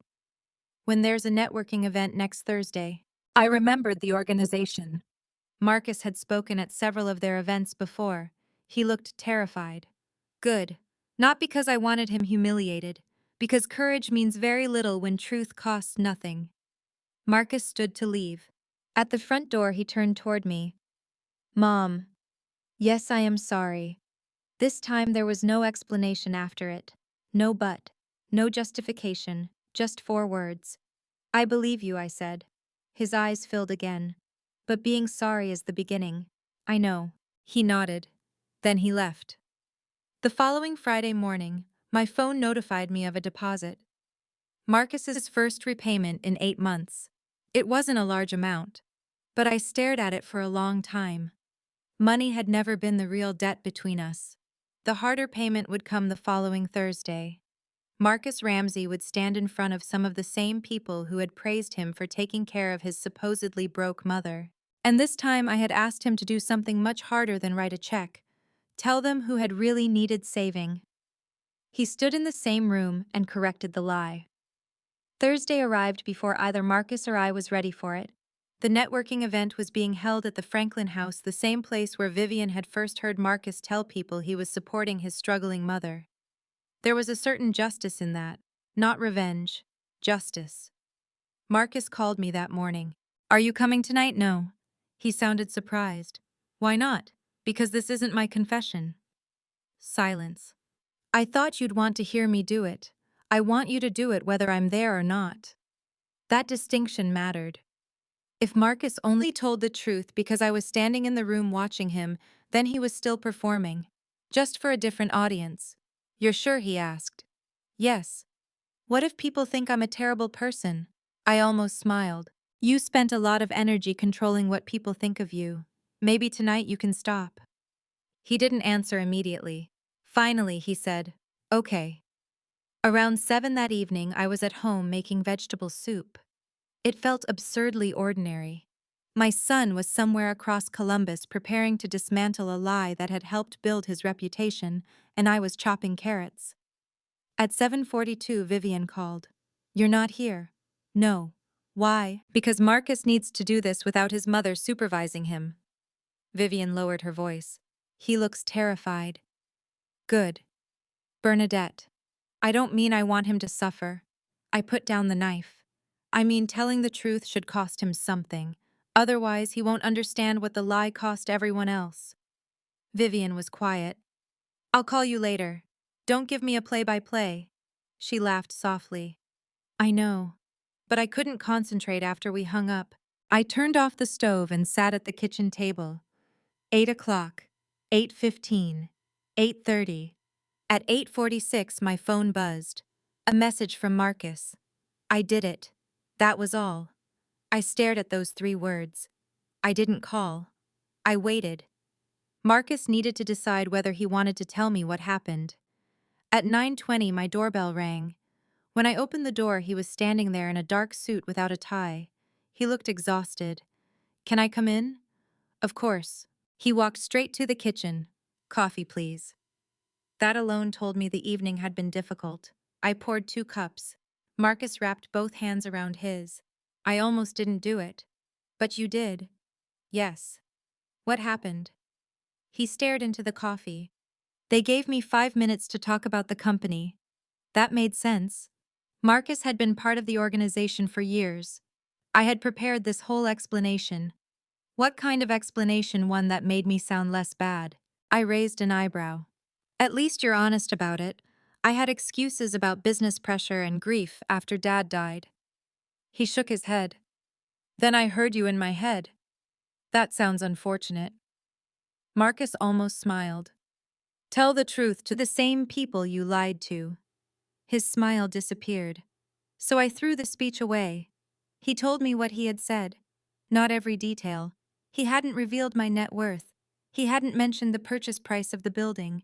He simply stood in front of a room containing clients, acquaintances, and business owners and told them the central truth. His mother had never been financially dependent on him. His mother had never needed him to pay her bills. In fact, his parents had helped him start his business. And the story he'd told about supporting me had been false. "Did you tell them why I asked?" "Yes." His eyes dropped. "I said I wanted people to think I was successful and responsible." He swallowed. "I said I liked being praised for taking care of you." I felt a tightness in my chest. "And I told them I used your privacy to create a story that made me look better. That was enough." "What did they say?" "At first, nothing." Marcus laughed nervously. "You know how awful 30 silent people can sound, I can imagine." Then one guy asked if I'd lied about anything involving his company. There it was. Consequences. "What did you say?" I told him no, but that he had every right to verify anything I'd told him. I nodded. "Good." He didn't look convinced. "Trust isn't restored on command." "I know." Another client approached Marcus afterward and told him he needed time to reconsider an upcoming project. One business contact walked away without speaking. Others were kinder. But nobody applauded. I was glad. An apology should not become another performance rewarded with admiration. Then Marcus told me something I hadn't expected. One of my oldest clients stayed. Why, he said he'd been thinking about leaving anyway, because he felt I was more focused on looking successful than doing careful work. That must have hurt. Marcus nodded as if he could read my expression. He said tonight was the first time in a year he'd heard me talk without trying to sell something. "What did you say I thanked him?" He looked almost embarrassed. "I told me if I actually change the business, he'll give me a chance. Not forgiveness. A chance. Sometimes that's the most anyone deserves." Over the next several weeks, Marcus began doing exactly what his advisor had recommended. The leased SUV went back. He canceled the private club membership. Several unnecessary subscriptions disappeared. The company stopped paying for expensive client dinners unless there was a genuine business reason. The hardest part was staffing. Marcus eliminated one vacant position and reduced his own salary before making deeper cuts. 2 employees still chose to leave when they saw the company restructuring. He didn't blame them. Most importantly, he stopped pretending Ramsey commercial design needed to look bigger than it was. When renewal discussions began, Marcus requested less square footage. That surprised Gregory. "Your son wants to reduce his footprint." "Yes. That's probably the first financially sensible thing he's done since I've met him." "Don't tell him that." "I absolutely will." The smaller space lowered Marcus's rent, while allowing another tenant to expand into the area his company no longer needed. It was good for both businesses. No family discount, no punishment, just a sensible agreement. Allison also began attending financial meetings with Marcus. She called me one afternoon. "We're doing a household budget." I smiled. How's that going? We discovered we're apparently not royalty. Devastating. She laughed. The warmth between us was cautious, but it was returning. She and Marcus had not magically repaired their marriage. There were arguments, questions, moments when Allison asked whether something Marcus said was actually true. He hated that, but he understood why she asked. Trust like money grows slowly after a loss. Then, on the first Friday of the following month, I received another loan payment, exactly according to the schedule Marcus had given me. The amount wasn't impressive. I printed the confirmation anyway. I placed it in the original loan folder. Not because I needed proof that my son could send money, because for the first time in years, the payment represented something larger than dollars. Responsibility. 3 months passed. Then 4. Marcus paid on time each month. The business stabilized, not dramatically. There were no miraculous contracts, no overnight turnaround, just fewer unnecessary expenses, more careful bidding, and better attention to cash. One Tuesday morning, Marcus called. His voice sounded lighter than it had in months. "Mom, are you free Thursday? Why, I want you to come by the office. I own the building, Marcus. Technically, I can come whenever I want." He groaned. "Please don't become that landlord." I laughed. "What do you want?" "There's something I want to show you. What you have to come see it." I hesitated. The last time I had walked into Ramsey Commercial Design, my son had been sitting in a conference room discovering that the mother he called broke owned the building around him. Now his company was smaller. His marriage was wounded but healing. His reputation had taken a hit, and for the first time in years, his bills were beginning to match reality. "What time?" I asked. 11, I'll be there." After we hung up, I wondered what Marcus could possibly want to show me. I didn't know yet that what waited on his office wall would tell me more about my son's transformation than any repayment apology or financial statement ever could. What my son finally understood. When I stepped off the elevator on the 3rd floor that Thursday morning, Ramsey Commercial Design looked different. At first I couldn't identify why. Then I realized there was simply less. The oversized reception desk was gone. So were the decorative lights Marcus had installed during one of his expensive renovations. The waiting area had been reduced, and several pieces of designer furniture had disappeared. Nothing looked cheap. It just looked honest. Marcus came out of his office. "You made it. You sounded mysterious." "I was trying to." He hugged me. Months earlier, that would have been ordinary. Now I noticed it. Trust makes you notice the things you once took for granted. Marcus walked me through the office. His company occupied less space after the lease restructuring. Another tenant had taken the unused portion. "We're 11 people now," he said. He had once employed 17. "How does that feel?" "Some days like failure." I looked at him. "And other days like I can breathe." That answer told me more than a profit statement could. He showed me the smaller conference room. A few employees waved. Nobody treated me like the poor mother Marcus was supporting. Nobody treated me like the wealthy owner either. I was simply Bernadette. For the first time, that felt like enough. "So what did you bring me here to see?" Marcus smiled. "It's in my office." I followed him. His office had changed too. The enormous desk was gone. So was the expensive leather seating area he'd once insisted was necessary for clients. A smaller desk stood near the window. Behind it on the wall was a framed photograph. I stopped. I knew that photograph. Raymond and I stood in front of our first rental property. The porch railing leaned slightly left. The paint was peeling. Raymond held a hammer. I held a clipboard. We were younger than Marcus was now.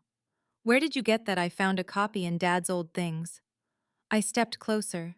For a moment I couldn't speak. "Why is it here?" Marcus stood beside me. "Because I kept thinking about what you told me." "What part?" "All of it." He pointed at Raymond. "Dad had a hammer." Then at me. "You had a clipboard." I laughed softly. That was an accurate division of labor. Marcus smiled. Then his expression became serious. "You two didn't look successful." I turned toward him. He quickly added, "I don't mean that badly. I know. You had an ugly rental property and probably 20 problems nobody could see. More than 20. But you were building something real. His voice softened. I spent years trying to look like I'd already arrived. I looked back at the photograph. Most people who are building something worthwhile don't look impressive while they're doing it. I know that now. Marcus took a breath. I wanted this on the wall so I remember. Remember what that success isn't looking rich. He looked around his smaller office. It isn't having the biggest space or the nicest car or convincing everybody you're doing great. He looked at the photograph again. It's building something that doesn't need a lie to keep it standing. My throat tightened. I reached for his hand. For once, I didn't need another lesson from him. That was enough. A year passed. Not everything became perfect. I wouldn't trust a story that ended that way. Marcus and Allison had difficult months. She questioned things she once accepted automatically. Sometimes Marcus became defensive. Then he would remember why she needed answers. They started having a financial meeting every Sunday evening. Allison had access to their household accounts. She understood the business debt. Marcus stopped treating transparency as an insult. Their marriage didn't return to what it had been. It became something different, something more honest. Ramsey Commercial Design survived, barely at first, then steadily. Marcus stopped chasing contracts just because they sounded impressive. He focused on profitable work. The company remained smaller, but cash flow improved. Every month on the agreed date, I received a loan payment. Not once did I remind him. The building did well, too. The HVAC replacement cost nearly as much as I'd feared, which gave Gregory great pleasure, because he enjoyed saying I warned you. But occupancy remained strong. The investment produced healthy income. Marcus never asked me to give him the building. He never asked whether he would inherit it, and I never offered. That mattered. His growth wasn't a transaction. He didn't become a better man, so his mother would reward him with property. He had to become better, because living honestly was worth more than appearing successful. I decided to use part of the building's profits for something Raymond would have appreciated. Vivian helped me connect with a nonprofit that provided financial education to older women rebuilding their lives after widowhood or divorce. I began funding workshops, budgeting, credit, retirement accounts, fraud awareness, basic investing, how to speak to lawyers and financial advisors without surrendering control of the conversation. At the first workshop, a 72-year-old woman approached me afterward. My husband handled everything, she said. I don't even know where to begin. I took her hand. You begin by asking questions. She looked embarrassed.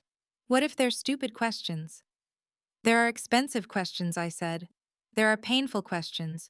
There are uncomfortable questions. But there are no stupid questions when it's your money. I thought of how easily I could have become dependent after Raymond died if we'd never discussed finances. Instead, he had left me grief. But not helplessness. That was one of the greatest gifts of our marriage. One Saturday afternoon, Marcus invited me to lunch. Not a steakhouse, not a private club. A little diner Raymond used to love. We sat in a booth near the window. Marcus ordered a burger.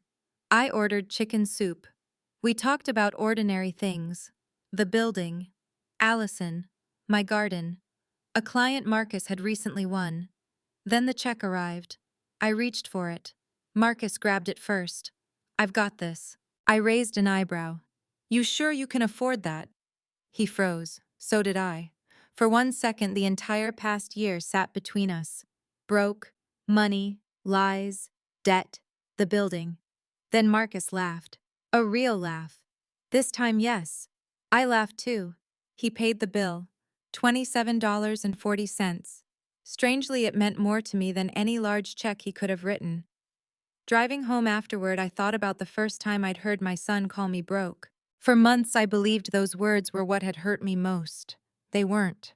The painful part was realizing Marcus had believed that having less money made me smaller, less capable, less important, someone to pity, someone whose dignity could be borrowed to make him look generous. Buying the building proved I wasn't broke. But that was never the lesson I wanted him to learn. Because what if I had been? What if Raymond and I had lost everything? What if I'd actually needed help? Would I have deserved less respect? Of course not. That was what Marcus finally understood. A person's bank balance can change in a day. Character takes decades to build. I was proud of the building. I was proud of the investments Raymond and I had made. But when I looked back on everything, buying that property wasn't my greatest victory. My greatest victory was refusing to use it as a weapon. I set boundaries. I protected what belonged to me. And I allowed my son to experience consequences without confusing consequences with cruelty. Marcus didn't need a richer mother. He needed to become a more honest man. And somewhere between nearly losing his business and learning how to tell the truth, he finally did. Life lesson and final. CTA. If this story taught me anything, it is that we should never confuse simplicity with failure. An old car doesn't mean someone is poor. Coupons don't mean someone is desperate. A modest home doesn't tell you what's inside a retirement account. And even if someone truly has nothing, that still doesn't reduce their worth. For mothers especially, there is another lesson I wish more of us learned earlier. Loving your children does not require surrendering everything you've built. Your savings are not proof of selfishness. Your boundaries are not punishment. And saying no to an adult child can sometimes be more loving than writing another check. For years, I thought protecting Marcus meant making his road easier. Eventually, I understood that constantly protecting someone from consequences can also protect them from growth. Forgiveness matters. But forgiveness without accountability can become permission. Marcus's apology mattered because it was followed by action. He corrected the lie. He changed his spending. He faced the people he'd misled. He repaid his debt. And he accepted that rebuilding trust would take longer than losing it. If you're in your 50s, 60s, 70s, or beyond, I hope you remember this. Your value is not measured by how much your children need from you. You have a right to your money, your home, your time, your privacy, and the wisdom you spent decades earning. And you never need to become smaller, so someone else can feel bigger. Now I want to hear from you. If you had been in my position, would you have renewed Marcus's lease? Or would you have made him move? Would you have told him about your finances earlier? And do you think buying the building was the right decision? Tell me what you think in the comments, and let me know where you're watching from and what time it is there. I love seeing how far these stories travel. And if this story stayed with you, please like the video and subscribe. There are many more stories about family dignity, second chances, and the strength it sometimes takes to